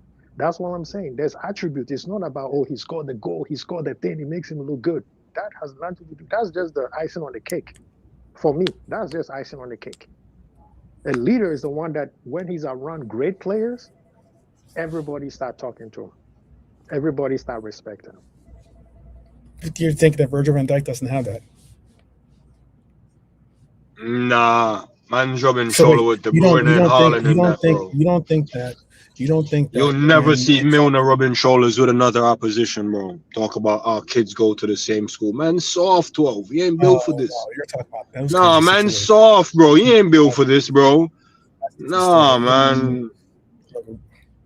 Like, yo, Virgil is cool and all of that, bro. But don't forget, bro, Jordan Henderson was voted Player of the Year, bro, for a reason. It's not Liverpool players that voted for him only. It's all the players in the league, bro. Like Henderson, that type of aura, bro. Remember, Henderson kicked off campaigns, bro, as the Liverpool captain. What the hell has Virgil van Dijk done for us as a Liverpool captain, bro? Milner, the assistant, got door installed. Yo, what has Van Dijk done for us as the captain of Liverpool? And don't tell me, he won the league last season. Don't give me that. What has Van Dijk done as Liverpool's captain? To Quasi's point, what has he done now? We're in a low. Did he galvanize us at any point? No. So he's just a leader on the pitch. He don't care about the fan base. So he's not a leader of the fan base. Yo, Bunverge, let me calm down. I'm sorry. My head's gone, man, with this no hierarchy thing. Let me calm down. I apologize. That's what I'm saying, though. If you take all that sexy stuff away from Virgil, and Virgil is Virgil. Just because he stands there, he's a leader. Just because he stands there. But like I said, there's levels to this. And him playing defense has nothing to do with it because the other greatest of all time, Paulo Maldini, was a center back and a left back. So that's what I'm saying. I'm not going against his skill. You are, but the thing about it is that no. Like, You see, it okay, seems no. Okay. Don't say skill. Let me. I want you to retract what you just said. I did not talk about his skill. I said his leadership qualities, his attributes. Quasi, quick one, too. Quasi, Yes, quick sir. 1, 2. You said the owners are fed up with some players not stepping up. Have you seen our captain stepping up? Nope. He's always complaining in the media. Why are you talking about the owners? You had a chance to show your stuff, and you did not this year, Virgil. Last year you did. This year you did not. I'm sorry. For what? We have to call it a spade a spade. I missed your point. What did you say? The reason why there's a big clear out is because the owners expected certain players to usher the new transition, like you said, and they did not. All they did was complain. To usher, so now it's let me clarify, 12 man. Let me clarify because Quasi, this is what he's saying. You remember when Mo and Virgil did an interview and they're talking about, they're excited for the new season. We want to add some talents. The owners did exactly what Virgil and Mo asked for. They added quality, bro. We broke the record twice. So we broke the record twice for you, this leader, and you can't lead none of these men to nothing, bro. You said you wanted these men here. Well, not them specifically, but you wanted quality here. As long as we make quality additions, you know what I'm saying, we can do it again. And we haven't done nothing, man. You wanted this, Virgil. You wanted us to go out there and back you and back the team. The owners backed the team, bro. 450 big ones. Broke the record twice. We backed you. And then what did you do? Every time we turn the TV on, you're cussing out one of the men that we gave you. You're complaining about carrying Robertson because I know he's been carrying Robertson. Simicast ain't enough. And we give you a new man. And this is how you treat the new man. Like he's one of the other two, man. Man. When you're saying now Virgil complained about Robbo? Nah, he needed to complain about Robbo because all Robbo do is stand next to him. Robbo ain't doing nothing. Robbo ain't locking down the left. Look at Robbo. He's always next to Verge or behind the guy chasing him. He's never in front of the guy. He's never in front of the guy. Look at Robbo's position. I told you like a couple months ago, in the past 2-3 years, we've been carrying Robbo. You thought I was joking, bro. Man's never in position. And one quick pass. Okay. And the reason why I even believe what Zuberi said is because last year, Robbo was about to go to Atletico Madrid, and they kept it for a reason, because the tangible that Robbo can give us was nowhere to be found. That's why they kept him. Now he's saying, I wanted to stay, but they don't want to give me a new contract because they didn't see that attribute they wanted you to have on the side of the squad. That's what I'm saying. These guys, yes, they are our favorite. They've done great things. They've given us so much joy. But let's be honest, it's come to the end, and we need a clear out, and we need to start again. The manager should not be part of it. You've transitioned this conversation. You've transitioned this conversation from this is that Virgil needs to be a leader to now we need to, because he didn't help usher in, I guess, the new guard or something along those lines. He's not a leader still. Look, I'm going to tell you the truth is that every captain needs to be himself in a sense, right? He needs to project himself as the qualities that he excels at and to lead by example. Virgil van Dijk commands respect through performance, consistency, and presence. Those are three important things. But then you can even go as far as to say opponents respect him, teammates trust him, and we as fans believe in him. And not one of us ever say, oh, we don't believe in Virgil van Dijk will give us his all effort out there. And that's the trifecta. If you want to talk about a captain, he leads by example, and that's what Virgil van Dijk has. He also goes and continues to bring players along. That's why Konate respects him. That's why every center half that's partnered with him looks at him not as, oh, that's just someone that I play with. They look at him as the leader. That's a big difference. When you have a center half, you have to have two partners that believe in each other, but one has to lead. Virgil van Dijk has always been that person, whether it's Matip, Gomez, or Konate. Does not matter. And all three of them all represent. Let me say this. Let me land. All three of those very, very good players have all said that Virgil is the leader. And you go as far as to Trent, you go as far as Robbo, you can go as far as Ali. In that back line have all said that Virgil van Dijk is the captain of this team. And again, you talked about earlier about whether it was or not you, but Zabiri talked about Trent Alexander-Arnold and everything else. And then Trent Alexander-Arnold and Robbo are two different personalities when it comes to vice captains. Okay, this season with Robbo as a vice captain, but with his limited role that he's played, it has been very difficult for him to have a sufficient grasp on being a true vice captain. And that's different when you have someone that's on the pitch with you. Trent Alexander-Arnold last season played every game he's available, he started for the most part. So having someone in that role and being an assistant captain to you can certainly provide you with a boost in the ability to quote unquote lead. But the other point I'm going to make too is the sheer fact that when you talk about midfielders as your captains, there's a difference, and the difference is they have the ability to change games as opposed to a defensive player does not. A defensive player is captaining. It's different when a player is captaining from defense because you see everything in front of you, so therefore you have a better 12. To your point, that should read as clean sheets. I'm gonna land. So he should see everything. He's got to organize everything. He's got to fix everything. Everything always comes down to Virgil van Dijk, and I get that. We've not had a fantastic season this year when it comes to those things. However, you get blamed first when things go wrong because Virgil van Dijk is the defender, not the person playing offense. But you want to talk about Virgil van Dijk this year? I'll tell you about Virgil van Dijk. Virgil van Dijk has the fact that he is He excels in his performances. He's the best. He's first in aerial duels won. He's first in passes. He's first in forward passes completed. He's first in accurate passes completed. He's first in passes completed. He's first in short passes completed. He's first in headed goals this year as a center half. And that's over all five leagues in Europe. And actually, go even one better, that's in all 7 leagues in Europe. But then you might say, oh, that's not good enough. Well, the other good thing about it is the Premier League. And you know what else he's good at? He's first in all of these divisions, in all these categories too. First in clearances, first in aerial duels won, first in headed clearances, first in accurate passes, first in forward passes, first with touches. You want to the best player is the best player is the best player is a player that not only has the gravitas to yell at you and bark at you, but also puts up the numbers. 12. He's been putting up the numbers. He's actually been doing the best. I hear what you're saying, bro. But able to achieve the numbers that should be achieved. 12. Our captain leading the stats is a wonderful thing. And thank you for the visual. And I'm not arguing the visual. All I think me and Quasi is saying is, bro, if you're the captain and you're in the defense, as the captain in the defense, that defense needs to be tight. Our defense don't even look like a unit.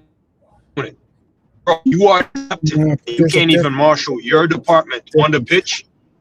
There's a difference. No, but 12. I think I know what you're saying. No, well, I know if captain is supposed to be pitch, we can't take because that's what I'm going for.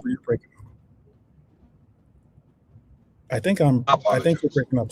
No, you're breaking up. That's all. Your whole mic is all messed up. Let me get the assist real quick while you get ready. Oh goodness. Then we're gonna move on because it's supposed to be go ahead. 12 this is the thing. Again, you're going back to just the best player attribute. Messi was the best player in Barcelona, and what's the name? Puyol was the captain, and he did a fantastic job. Messi was winning Ballon d'Ors, and he wasn't the captain. This is again the part where I always say giving a captain to your best player who is not a natural leader usually is a problem because you can't tell him nothing. What can anybody tell Virgil? He's the best player. You just gave us a whole stat. What can you tell him? The day that you could tell him this. There is no other player on this team, unlike Mohamed Salah, maybe Ali, maybe even Robbo now too. Or not maybe, but certainly those players. But he's been through the wire. That's the thing. Virgil van Dijk has been through all the different things that we've had to see him go through. The leadership have gone. And he's always been, and he has always been a leader. So therefore, let me ask you a question real quick. Mm-hmm. Personally, even including we have to move on because we've been on this for way too long. But yeah, Virgil. Tove, why can't the leader lead the defense, bro? Why the defense look disjointed if that's what the captain is? Tove, you keep saying the same thing, but you're not answering the question, bro. If man's the leader in the defense, bro, why can't you organize your department? It's your department, defend. Why the defense is everywhere? Don't blame the midfield. Talk about we're too open. Then close the door, bro. You're the leader. You got the keys. Close the door, fam. No, I'm not hearing this. No. Yeah, because you didn't tell us all of his. This is the thing, though. Virgil was a much better player. Or should I say much? Yeah, he was at his best even after the injury, when he was not the captain. Thank you, Quasi. When Milner was yelling at him, tell him to get his shit together, bro. Listen, man.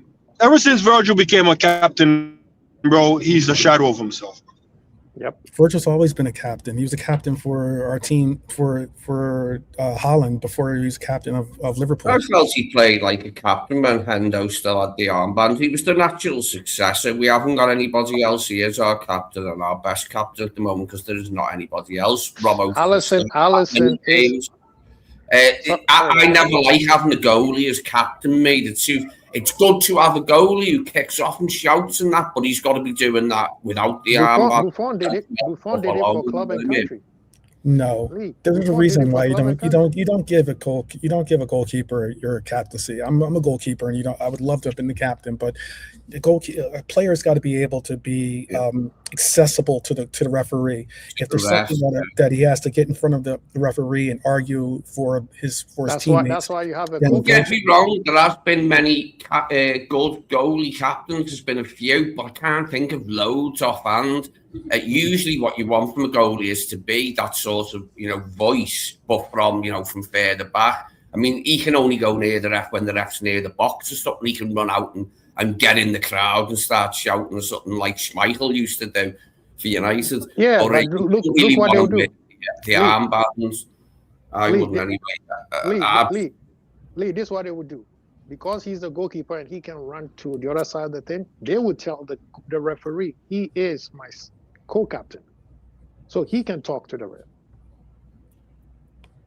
See, we haven't got it in midfield now, have we, with Henderson and Milner gone?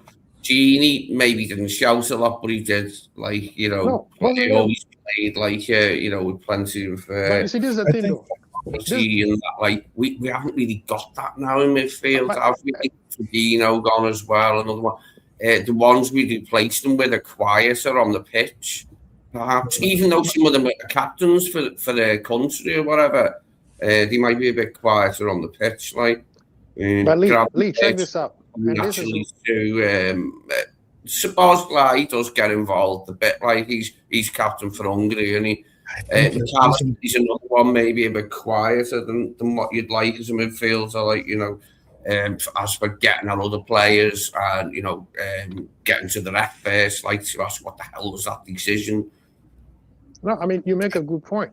But that's why Zuberi started with Stevie G, Henderson, because Stevie G and Henderson are two different type of captainship. Stevie G, I didn't see him bark as Henderson was barking.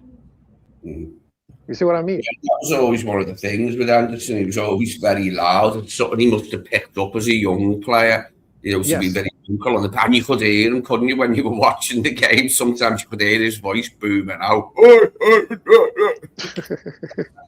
And then also the thing about, and I agree with Zuberi too, the co-captain is very important, because what we used to, the backroom staff used to say during training, Milner was the one who was yelling left and right, keeping everybody in check. And you saw the guy ran. He was 475 years old, and he was still beating everybody in the Latic test, right? They say same thing with when they go into the game, Henderson took over. And so there is that important in having somebody that balances you out. Maybe if Virgil has somebody to balance him out, that person can keep Virgil in check, and then Virgil will be like, okay, I need to wake up. Because a lot of times, as great as he is, right now, Virgil is playing as a human being, right? He's playing as a human being, and he's still the best. Virgil, as an alien, was... I think the reason we're having this discussion is it's been such a traumatic season, and these are the signals from us as fans. We're looking, where's the leaders on the pitch?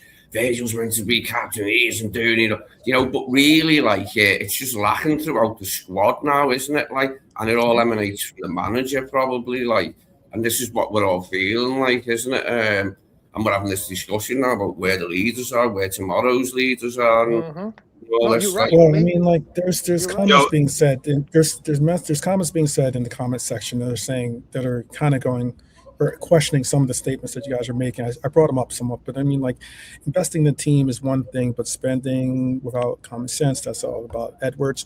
But then Lone Sheep said the whole team is supposed to be supporting the defense, not just the four players in the back. That's important to also mention, because often we had a very, very more secure back line when we had Gravenberch not doing what's crazy? You know what's crazy about that statement, 12?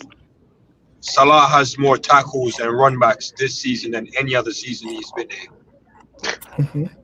But that's not saying much, because he hasn't done. No. What I'm trying to say, I've watched that man put in at least 2 tackles at the edge of the box to counter that statement. So when he said, the whole team is supposed to, the whole team is actually fighting tooth and nail at times. It's just, bro, I'm not blaming the defense on Virgil's back. All I'm saying is we're so disjointed. That's the manager's thing. That's also I don't want to stretch the Virgil captain thing any further. Right. Yo, we can't blame the captain for this season. So this season has nothing to do with him. It's just him as a captain. It ain't for me, man. Especially if you don't have a deputy. You ain't got no deputy. I'm boxing you up, bro. Get out of here, man. Look, the defense has been a rotation cast of players. When last did we have the same 4 players in the back line? And if anything, out of that comment, I'll tell you this. What Bernie goes on to say too, which is, about the fact that he's played every game for us. So if you want to talk about consistency, putting your body on the line, always being there for us and the likes and such, of being able to, stand up against adversity and the likes of that, that's what our captain has done. I'm saying that he deserves more credit. He also deserves a lot more appreciation, because that's the thing. He is always in the back line. He is always playing. He is always there. He's had a back line that has had numerous right backs, numerous left backs, even once in a while, different center halves next to him. But what's the one consistent? Our leader, our captain, Virgil van Dijk, has always been there. And for hear someone say that he's not a captain, that hurts to hear, because that's what a captain is for me. Someone that will always be there for you, period. And that's what Virgil van Dijk has been. But I don't know, man. I'd rather an absent father than a father that just shows up and just on the couch, bro. Man's always there, but he ain't really doing much to him. See, now you're. I was throwing a little banter in there. He's designed to. It's set up for him to fail 12. You see what I'm trying to say? And that's what me and Quasi are trying to get you to understand. Like, him as a captain in a perfect situation probably eclipse the Hendersons and the Gerrard, but he's in a situation that's designed to fail. And because he's failing in that setup, I can't then erase that and be like, oh, what he would have been. I can't do that. I'm watching him fail 12. You see what I'm trying to say? So I hear you, but we're watching him fail. It's nothing to do with him. You've seen the stats. They're sexy, bro. But he's set up to fail. What you said, the guy in the comment said, we buy players recklessly. Yeah, and now we expect our captain to fix them. You see what I'm trying to say? He's designed to fail 12. Okay. All right, let's move on because you have an opinion. You guys have an opinion of Virgil van Dijk. I get that. My opinion is Virgil van Dijk has been a loyal servant to this club, and also not only a loyal servant, but has been an excellent steward and captain of this team, in my opinion. You think elsewise? That's your. No one ever questioned his longevity to the club. No one has ever questioned his love for the club. He never questioned. He never said, "I want to leave and go to another." He never flirted with anybody. He and Mo Salah never. As much as I criticize Mo Salah and him, never seen them two flirting, twerking for another club to go elsewhere. However, this is Liverpool, an institution. We require the best, and the best have to stay consistent. And that's all we're talking about. We're not talking about what they've done. You do not like Virgil van Dijk. Somebody. Yo, Dov, let's move to the Palace game. But I wanna get a yes or no from you, right? I want to get a yes or no before you move. Just yes or no. Do you think this season our captain was in a position to succeed, given all the changes, all the variables that's outside of his control? Because no one mentioned losing Jota. Like, what was Virgil's speech when we lost him? Like, this season for Virgil, I'm not saying it was designed for him to fail, but he would have to do and move a mountain to come out on the other end of this, and the world looks at him like, yep, he's done his thing. Like, it's just this dark cloud over this season, and I don't think a lot of people want to address it. But like, I get what you're saying. We are gonna move on to Crystal Palace. I'll say this and shut up. Zuberi, just like you said, he and Mo Salah requested us to spend money, and we did. That's what I would say. All right.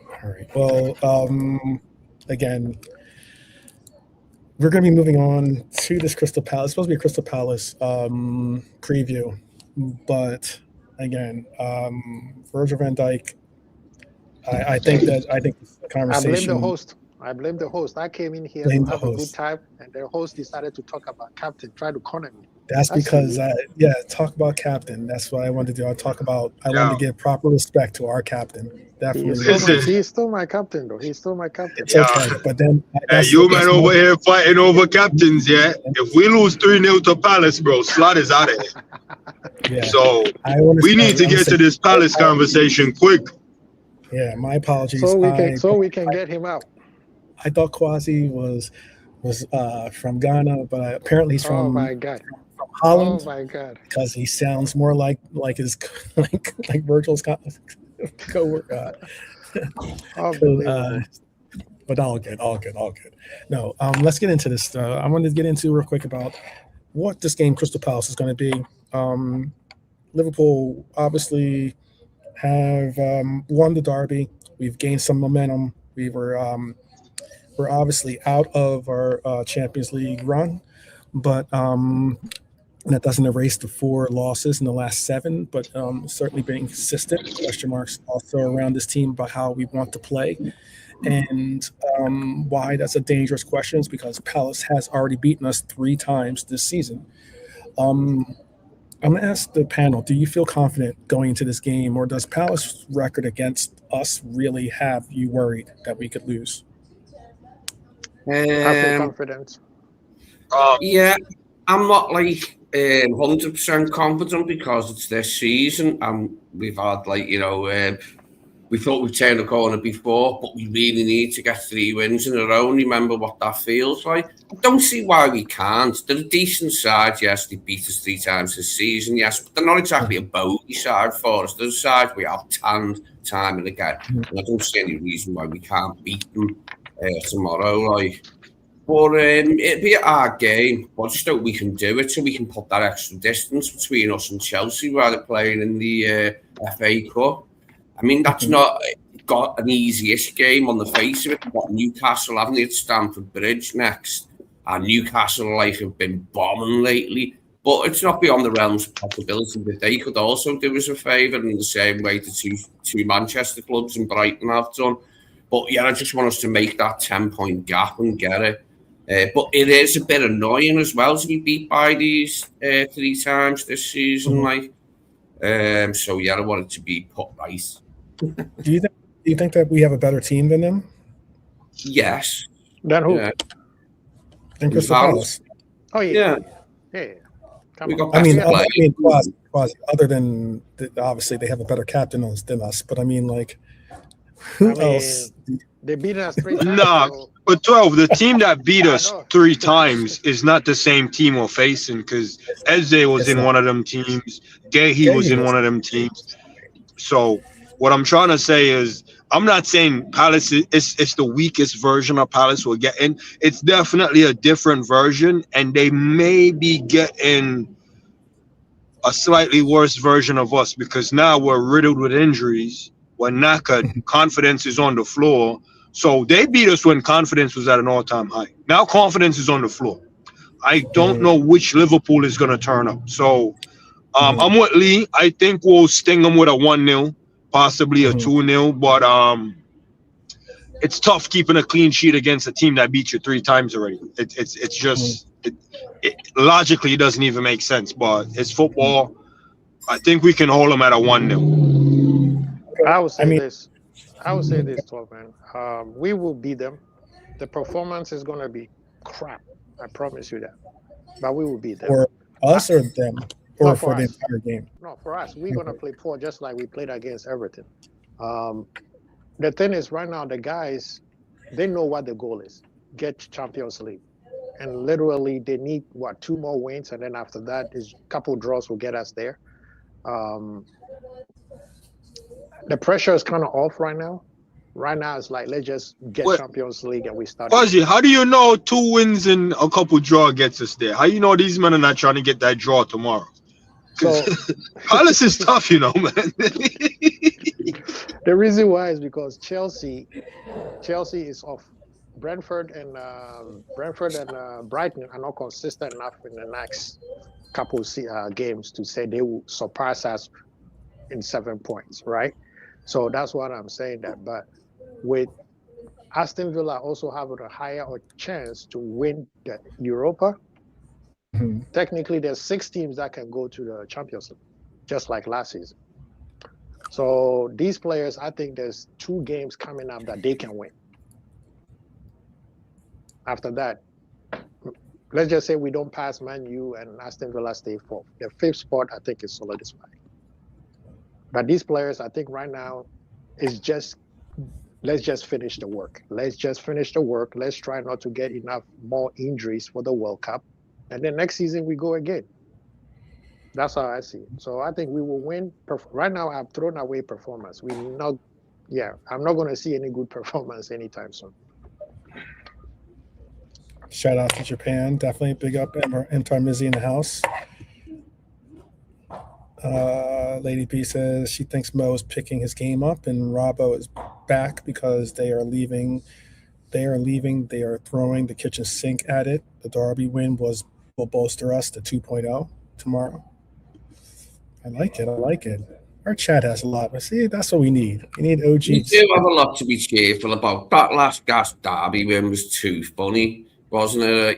To do that to Everton was bloody hilarious. The first game at their new stadium, so we have got a lot to be thankful about. And we go into tomorrow in good heart, don't we, as a fan base? Yeah. And then also beating Everton was a big statement. A big statement for us in terms of Champions League qualification, and then beating them at their brand new stadium. At the end of the day, just get the result, man. The performance, if you try to get performance for the rest of the season, you lose your head. Let's just get the 3 points and keep on moving. Even though I disagree with the fact that the impact of the person that brought us that win, I definitely think it was important. Oh my God, who crossed the ball? Who crossed the ball? Dami Szoboszlai. Okay, so why is he not getting the same praise? Why isn't Dami Szoboszlai getting the same praise as Virgil van Dijk? Yeah. Because if he doesn't give a good cross, guess what? Virgil don't get anything. Oh, was that our one and only corner? We got a whole lot. Yeah, the other guy on the corner is kind of shite, though, right? That's what they say, shite. Yeah. Why is Salah on corners, man?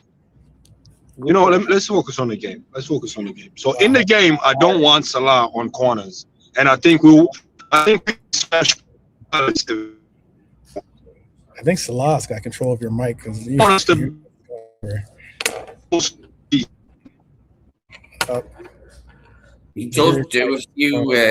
a few dull corners, a few bum corners, doesn't he, Mo? Sometimes, like hitting the first man once too often, but when he gets them right, so does Dom. Yeah, Szoboszlai's one for Van Dijk. You could tell it was late on, and he just got it was a great assist. He got that exactly where he wanted it, didn't he? Szoboszlai, and Van Dijk was so grateful, and I was even more grateful that it was Tarkowski who was grasping at him, trying to stop him. Exactly. Everton have unfortunately a good goalkeeper in Pickford, but I mean, like, the fact that Tarkowski was draped over Virgil van Dijk, and he had to wrestle off Tarkowski to get to that header. Captain's goal. So all right. Tarkowski's face when it was in the net, when it slowed it down, the replay. I couldn't be asked watching Virgil, hadn't it? All my eyes were on Tarkowski and just the face on him when it hit the net. I think it was even better. It was watching Pickford on the ground, like. Yeah. It wasn't the Origi levels, was it? This for the laugh. It wasn't the Origi levels for the Derby goal laugh, but it was close to it. For a game that we probably shouldn't have won. We probably shouldn't have won that game either. But absolutely, it goes to show you that, I think personally, it goes to show you that, like, in that game, you talked about Szoboszlai's assist, but yet you didn't necessarily talk about Gakpo's assist. I think Gakpo's assist was nicer than the corner taken by Dami Szoboszlai, to be honest with you. The pass that Gakpo made was exquisite, but yet, we all choose to pick on the players that we like to champion. I get it. But let me get into this. The player that I am worried about on this team is probably a player that we all know too well, and that is Sarr. I think he's a dangerous player. He's got 7 goals versus Liverpool, which is pretty exceptional, to be honest with you. So I didn't think he would have that many goals against us, but he's got 7 goals versus us. He's got five goals against us in the last 4 appearances. That's pretty damning. Okay. But it's very targeted damage. What Sarr does is attack space behind the fullbacks well. He does timed runs off the shoulder, punishes defensive transitions, obviously. Now, you think about Liverpool right now. Look, our fullbacks push high, our midfield can get stretched, and center backs sometimes are left exposed in the wide channels. And that ends up being where Sarr thrives. I'm going to say, should Liverpool change their approach against, not in Crystal Palace, but particularly against Sarr? Or do you trust What I will say is we've locked them 3 times. So Arne and his analytics team have got 270 minutes plus worth of stuff to look at to see how they beat us 3 times this season. And we've got to put that right. Hopefully we can. They're a dangerous side on their day, Palace. They're a decent side. They're a decent, dangerous side on their day. It just depends what sort of shape they're in on the day. But I would like to think that we play so good, it won't matter what they do. That we can get in front against them, stay in front against them. They're a decent side, but they're not special. Yeah. Okay. Anyway, gents, I got to step out, so big up to you guys, man. Yeah, definitely. I appreciate you. Thank you, 12 man. Big up. Yeah, big up, bud. Big up to the chat. Big up. That's the quasi captain in the Bay Area. Big up. I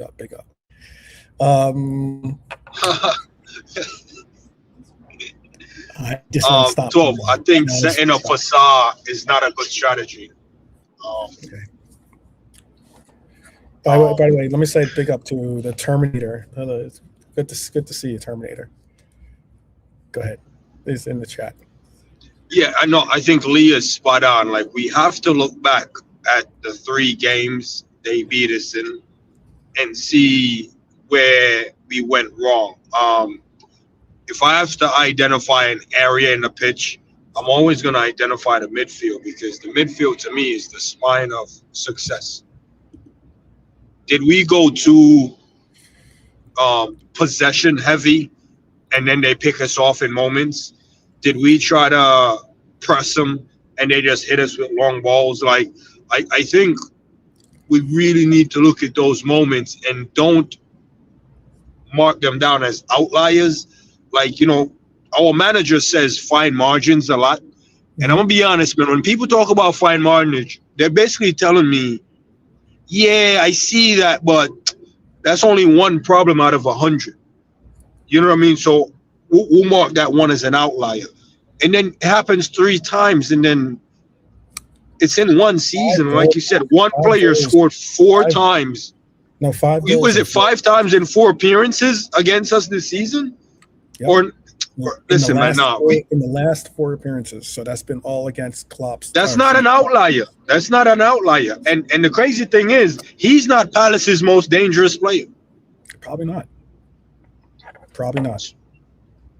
So that's very telling. Now, I expect the manager to be soaking in all of those matches, watching them, studying them, seeing where he could have shifted the momentum, slowed it down, speed it up. Like, it's all about game management. And let's be honest, he's not the greatest game manager, but I feel like he's going to have to make some big decision in that Palace game and bench a few players that we may not necessarily expected him to, because a lot of men are skating on past success.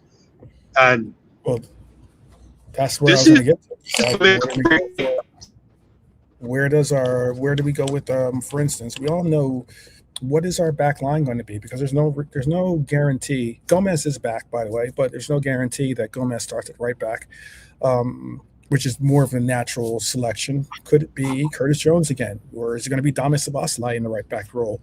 We know that the other roles, Konate, Virgil van Dijk, and most likely Kirkaz, are going to be the lineup you'll see against, especially since Robbo started against Everton. You'll see Kirkaz start this game. But can I ask you a question real quick? I I'm gonna go in and I'm gonna look at it. If you don't know the answer, of all the professional footballers we have in that team, there's no other options for right back other than Curtis and Dom. Is that what you're telling me? No, there is, but our coach. There's no other options as far as, let's play this guy there and just sacrifice to make sure Dom and Curtis is available where they're more effective. No, it is. We could have used Calvin Ramsey this season, but we haven't. We chose not to. Calvin Ramsey is a adequate. I mean, he played in one game that we've only got to see, but I mean, realistically, he didn't. He played pretty well in that game, to be honest with you. But again, our coach, it goes to the point of what you were trying to reference about, playing for the badge or playing for the coach, like as in the coach ultimately has the final determinant on whether you play or you don't play. And Calvin Ramsey is an adequate enough right back to be able to fill in for what we need, but he's not been given the chance. And I mean, hey, I'm not there on the training pitch, so I mean, you got to go with what his evaluation is over ours. But still, at the same time, I think that Ramsey is qualified enough to be that player, at least for the time being, or at least give him a shot. We haven't even had an opportunity to give him a shot. We've seen others be in that role and fail. Why can't we see him at least get the opportunity to achieve and play for the badge, or however you want to reference it, and try to win that position? He hasn't been able to give him the opportunity to do so. So yeah, I think it's gonna be Dom again, and I just hate the fact that we're watching the same mistakes happen over and over again, week in, week out, where we weaken the midfield to patch the defense.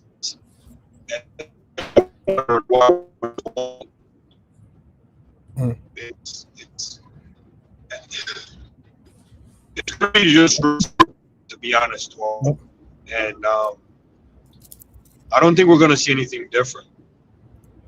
Okay. What about for you, Lee? Just refreshing memory about the question. Do you see us getting a different? Do you see us getting a different choice at right back? Do you think it's going to be Curtis Jones again, or especially? Well, if Frimpong's fit, will it be Frimpong? I can't have him for tomorrow because we're at home. But he might go for Curtis again. I mean, it worked in the derby, but that doesn't mean to say it's going to work in this game. I would probably be more inclined to go with Frimpong. I think Frimpong's a better choice too, to be honest with you. Against Everton, Jones gives you stability, he gives you composure, he gives you positional awareness. But then again, with Frimpong, I think you're going to get whipped, you're going to get pace, you're going to get direct threats going forward. They're going to give them something to worry about on that right side that might go forward and challenge you with the pace he has. So that's why I would go with Frimpong personally. But there could be you could see Dom play there again. Because then what's our midfield looking like then for you? I know McAllister doesn't make Zuberi's midfield, but what does your midfield look like, Lee? So, Gravenberch, double line works. Okay. Gravenberch, Swasline, Verts. Okay. Yeah. All right. I think you might see a more traditional. Lineup where you see you don't see Verts in at the 10. You'll see him on that left side again, but that is not a guarantee. I know it's not a guarantee. It's the reason. I like how hopeful you are still, 12. I like that. I like that hope that you put there. There might be. It's a weird situation with this team because, there's different lineups that could be in our front line. I think the most assured person, despite the fact that he's been on again, off again with the coach, I think Salah will start in this game coming up on the right side. I believe that's going to be an assurance. When it comes to our striker and it comes to our left wing, that's a different story. And yeah, I think Cody can start as a striker with Rio on the left. That's the only change I can see happening, because Isak isn't up to fitness and Ekatike isn't available. So there's no point in risking Isak if we have Gakpo that we can potentially shoehorn in. What I'm disappointed he never went with a no striker type of setup more often, because he showed that last season. And he hasn't shown it this season. Yeah, he hasn't shown it this season as much. But the reason why I'm saying all of that is just to say the team is starting to settle down as far as what the 11 will look like. And unfortunately, it's not an 11 that wow anyone or is in any type of run of form. So with all the injuries and fitness, you can basically pick the team. You can also predict when the subs are going to be made. And I'm going to be honest, it's not even a flash in the pants type of team or subs. If McAllister don't start, he's definitely coming on between 65 and 75 minutes. Oh, yeah, I think that'll be If Gakpo is a striker, the next striker is coming on within the same time or thereabouts. You know what I mean? And you're starting to see earlier glimpses of Rio to the point where, bro, you might as well start the kid, because you get more excitement out of the kid than the entire game of some other players. So the team, I think, is just a rinse and repeat with some change that he's going to blame on other players' availability. And realistically, it's just, you're just not willing to take risk anymore. And for a Palace game, this would be the one I'll take the risk in. He did start Isak, despite the fact that it made sense for him to start, at least with his rationing.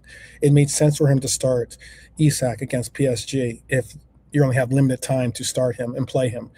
But he then started him again against Everton. So what's to say he's not going to stick to his guns and start him again this time around? I mean, he's building his time up, he's building his minutes up, he's building his ability to stay on the pitch. It could be Isak again. And preseason in this time though, 12. That's not a good move. I'm not saying we're at the tail end. No. I understand what you're saying. I'm just looking at it from my perspective. If that's what he's gonna tell me, that he wanted to get this player fitness level up in the last 5-6 games, bro, you have the wrong approach. I think it could be also, you could look at it this way too. Isak has probably actually had the conversation with the coach and said that he wants to be a part of, he doesn't want him to, baby him or have the kids' gloves on when it comes to like actually bringing him along. I think that he wants to be ready for World Cup, so therefore he is asking for him. We're not Isak FC. I don't care if Isak's not ready for World Cup. I'm not saying that that's the approach. I'm just saying that's probably the conversation. Yeah, but 12 would not be concerning if your manager is catering to that specific need and not the future of our club.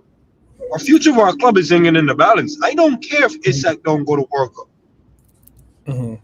I agree. And the reason why I'm bringing the Isak point, and I think you may or may not agree, it's in the air by now. When Isak first came in, he was not ready to be starting over Hugo, who was picking up form. He wasn't. So we're going to do the same thing at the tail end of the season as we did in the beginning. Yes. Isak was a part of us losing against Palace. 12, this man, there's no way he can make the same mistake twice, 12. If he does this, there's no saving him. There's no saving him. What do you think, Lee? What do you think is going to be the move by our coach, our beleaguered coach? What move? Sorry, just what do you think is going to be the move for Isak? Is he starting or is he not starting? Tomorrow, he's got to, I think. 5 touches in 45 minutes versus PSG. Yeah, we've got no choice tomorrow. We have to, and it gave me a little bit more confidence that he could last, what was it, 65-70 against Everton. Yes, he didn't do nothing. He didn't do nothing in the other game, and he won't do anything probably again, but he's all we've got, and that's the way we get him back to fitness. I know that sounds weird. He probably won't do anything again, or not much, but we're getting him fit is the thing. Like, and we know he's a good player, a good goal scorer. We're just getting him fit. I mean, hopefully one will fall for him. He'll get, where he doesn't have to do anything, like just a reaction goal or something. He doesn't have to run with it and belt it in. Like, what if I, in the box. What if I were to offer a little bit of, this is just devil's advocate. I am not saying that this is going to happen, nor do I want this to happen. But however, what if we are just auditioning him for the summer?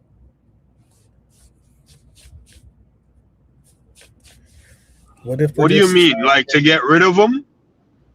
There's been talks about, like, for instance, Frimpong is possibly going to be moved on from in the summertime.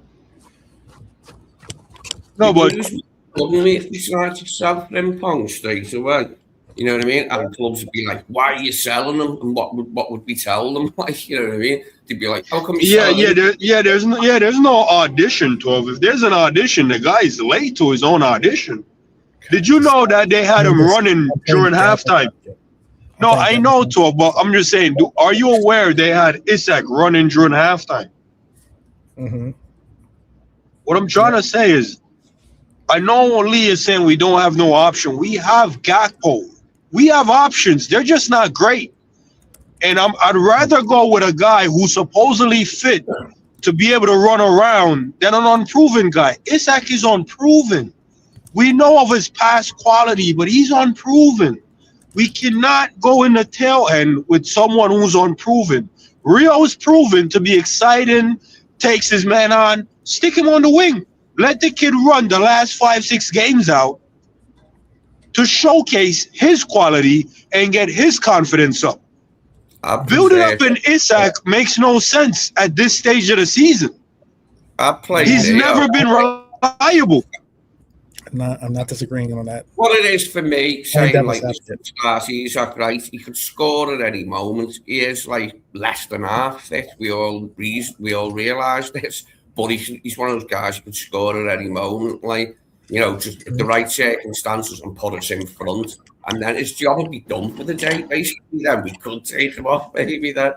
But I prefer to keep Gakpo on the bench to replace him after he's done his stint. Because the sooner we get him up to a level of fitness that we can rely on him a bit then until the end of the season and the games we've got left. Yeah, because we've got that bloody Man United game as well. We've got Villa away, we've got Chelsea at home. So I'm up for building this fitness up in readiness for them games because they're big games against tough opponents, 2 of which are above us in the table and we're trying to catch. So, okay, well then, before we get close to wrapping this up here, then, what is your prediction for what is your starting lineup for, what is, not your starting lineup as in what you would go with, what do you think Slot is going to go with on the weekend? I think he'll go, it's got to be Woodman, isn't it, if Mama's out. I reckon he'll probably go Frimpong, Canate, Van Dijk, Kerkers, Gravenberch, Szoboszlai, Wirtz, Salah, Isak, and Gakpo. I think he'll probably go with. Okay. How about for you, Zuberi? What do you think Slot's going to go with? What Slot's going to go with? No. I understand. That's how I've always done my prediction as well. I think he goes with Frimpong,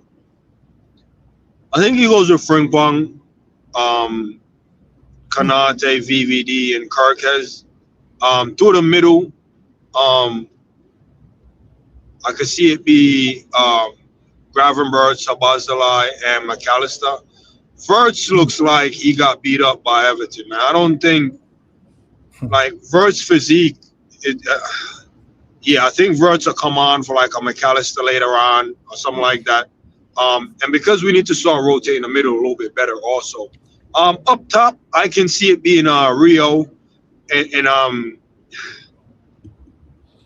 has to be Gakpo, man. It has to be Gakpo and Salah.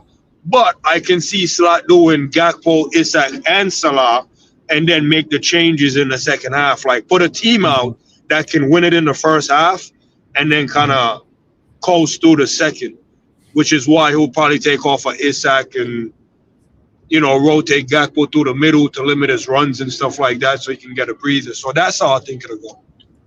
Okay. I have what I think he's gonna do is I think he's gonna obviously start Woodman in goal, but then I think he's gonna start Jones at the right back. I think he's gonna go Konate, Virgil, Kirkes, Grav, Mac, Dom, Salah on the right side, Verts on the left, and Cody as the starting striker. I think that I do think though there's a strong shout that he does start Isak again though. And if he starts Isak, then I think Cody plays on the left. And but you think do you think he'll just, if he go that route, do you agree that he'll probably just put Rio on for Isak and then just push Gakpo through? It depends just to get a little rest by points. I think what will happen with Rio is that it depends on whether we're chasing a result, like as in we're trying to chase for a goal, or if we are maybe even in control of the game. But if we're like relatively, neck and neck, or if we're controlling the game. Yeah, let's say it's 1-0. Let's say it's 1-0. You think he goes that approach and risk losing the 1-0? Or you think he'll probably go a little bit more, how can I round this 1-0 off? Right. I don't think he'll go for the dagger. I think he'll just try to hold on. Oh, okay. Yeah, I don't think our coach is that kind of coach, to be honest with you. He's not the kind that just puts the pedal to the metal. He just, if we have a goal lead or we have 2-goal lead, then he'll play conservative. I think that's just his direction. But that's my prediction. What's your predictions, real quick, before we end? Because we're at the 2.5 mark here. What's your prediction? I think it's 1-0 for me. 1-0, Liverpool 1-0. Nail biter type of 1-0 where, to your point, he needs to shore up the game or kill it. And he's just indecisive. And we just close it out 1-0. Okay. What do you think the result is going to be? I'll say we win 2-1. That we go ahead, they equalise, and then we win it. Okay. In the second half. Okay. There was a comment that I wanted to exchange. So in an interview, the Crystal Palace manager Oliver Glasner said this. He said, "We have an opportunity to win 4 times against Liverpool in one season. You don't play a team like Liverpool 4 times a year very often. Having won 3 out of 3 against them is massive for us. We're highly motivated. Maybe this will never happen again." I'm going to say that if that's not motivation for you to step up and humble this Crystal Palace team that is not, again, like Zabiri said, not even close to the same team that we faced that opening game against in the charity, in the Community Shield. You have to humble. That's not motivation, 12. I'll be honest with you. That's a slap in the face. That's why it's motivation for me. Yeah. No, it wouldn't be motivation for the players, I don't think, because here's the thing. They can go out there and because here's the thing. When you run on that pitch, 12, motivated to slap this team, and then you're all of a sudden 1-0 down, there's no picking yourself up. So even if we do win it 2-1, if we go down first and it's 1-0 Crystal Palace, I think heads and shoulder and body language, everything is on the floor. Everything is on the floor. This is a caution to just stay focused, stay on task, stay on job, and just let the football do the work. Don't get fired up. Don't get none of that because, like I said, they beat a pretty strong Liverpool team twice. Yep. And this isn't. We're not the same team. They were the first team to issue us a loss after a 5-game win streak. This isn't just like the manager is saying. This is a once in a lifetime opportunity for them. And I'll be honest, I think the odds might be more in their favor of doing it than us stopping it, which is why I have us winning 1-0. Because if Palace scores a goal, depending on when they score that goal, it's a long day, 12. It's a long day. It will be. It will be. Absolutely. 1-0. Okay, 1-0 is what you're saying. What are you saying, Lee? What's your score? 2-1. 2-1. Much like the majority of the audience thinks it's going to be 2-1. Lee Wizkid, Lone Sheep both have a 2-1. Trudon has a 2-2. Has the Desmond coming out. All right. Well, I'm probably going to be clipped up for this, but I'm going to say 4-0. Crystal Palace? Oh, no, I didn't know where you was going. I'm not trying to be funny. It's the way you said you're going to be clipped up, then you said 4-0, and I'm just like, who, to Palace? Because that's probably on the charts for somebody, you know. 4-0 Liverpool, obviously. But yes, okay. Because remember, we don't have a shot stopper in the goal. We have Woodman. We're playing the team that beat us 3 times with our third choice keeper. 12.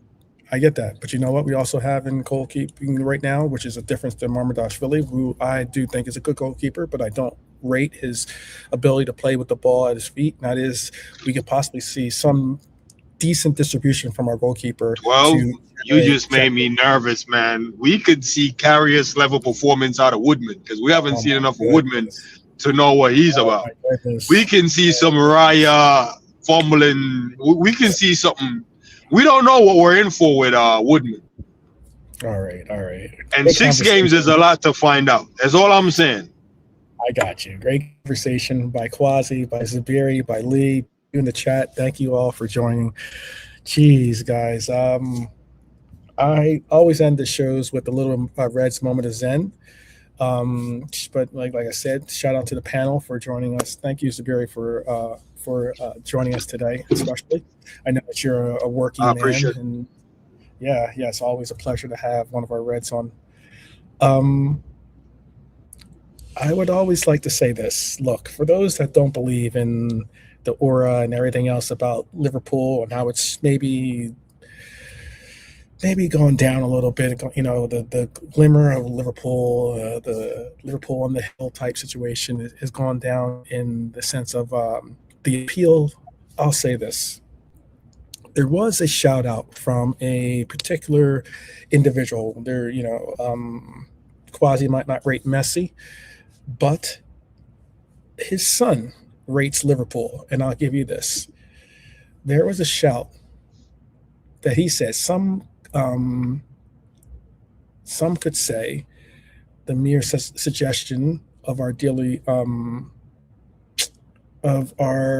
some could say this, sorry about that, that he said that whenever he plays against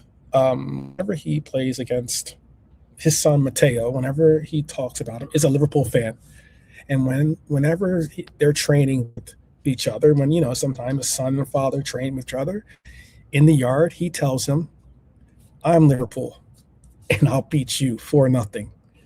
So I just happen to see that quote, and I happen to I'm into numerology and stuff like that sometimes, and I think that sometimes certain numbers radiate. We're talking about number 4 and being Virgil van Dijk. We're talking about, I just spoke about Messi and his son speaking about how it's 4-0 is what he's going to do to his father. I think we're going to have a 4-0 win. Yo, 12, you're playing with fire. 4-0. Crystal Palace winning 4-0 4 times in one season. 12, exactly. How did you not connect that? No, but how did you not connect Palace beating us for the 4th time? We losing Palace. We can lose to Palace 4 times, 12. It could be. We'll see. We shall see. Big up, man. That's big up. All right, guys, we're gonna leave you there. Up the Reds each and every time. You guys want to say peace out to the chat? Yeah, cheers everyone. Bye for now. Hey, big up the chat, man. Hope you enjoy some of the debates, some of the vibes.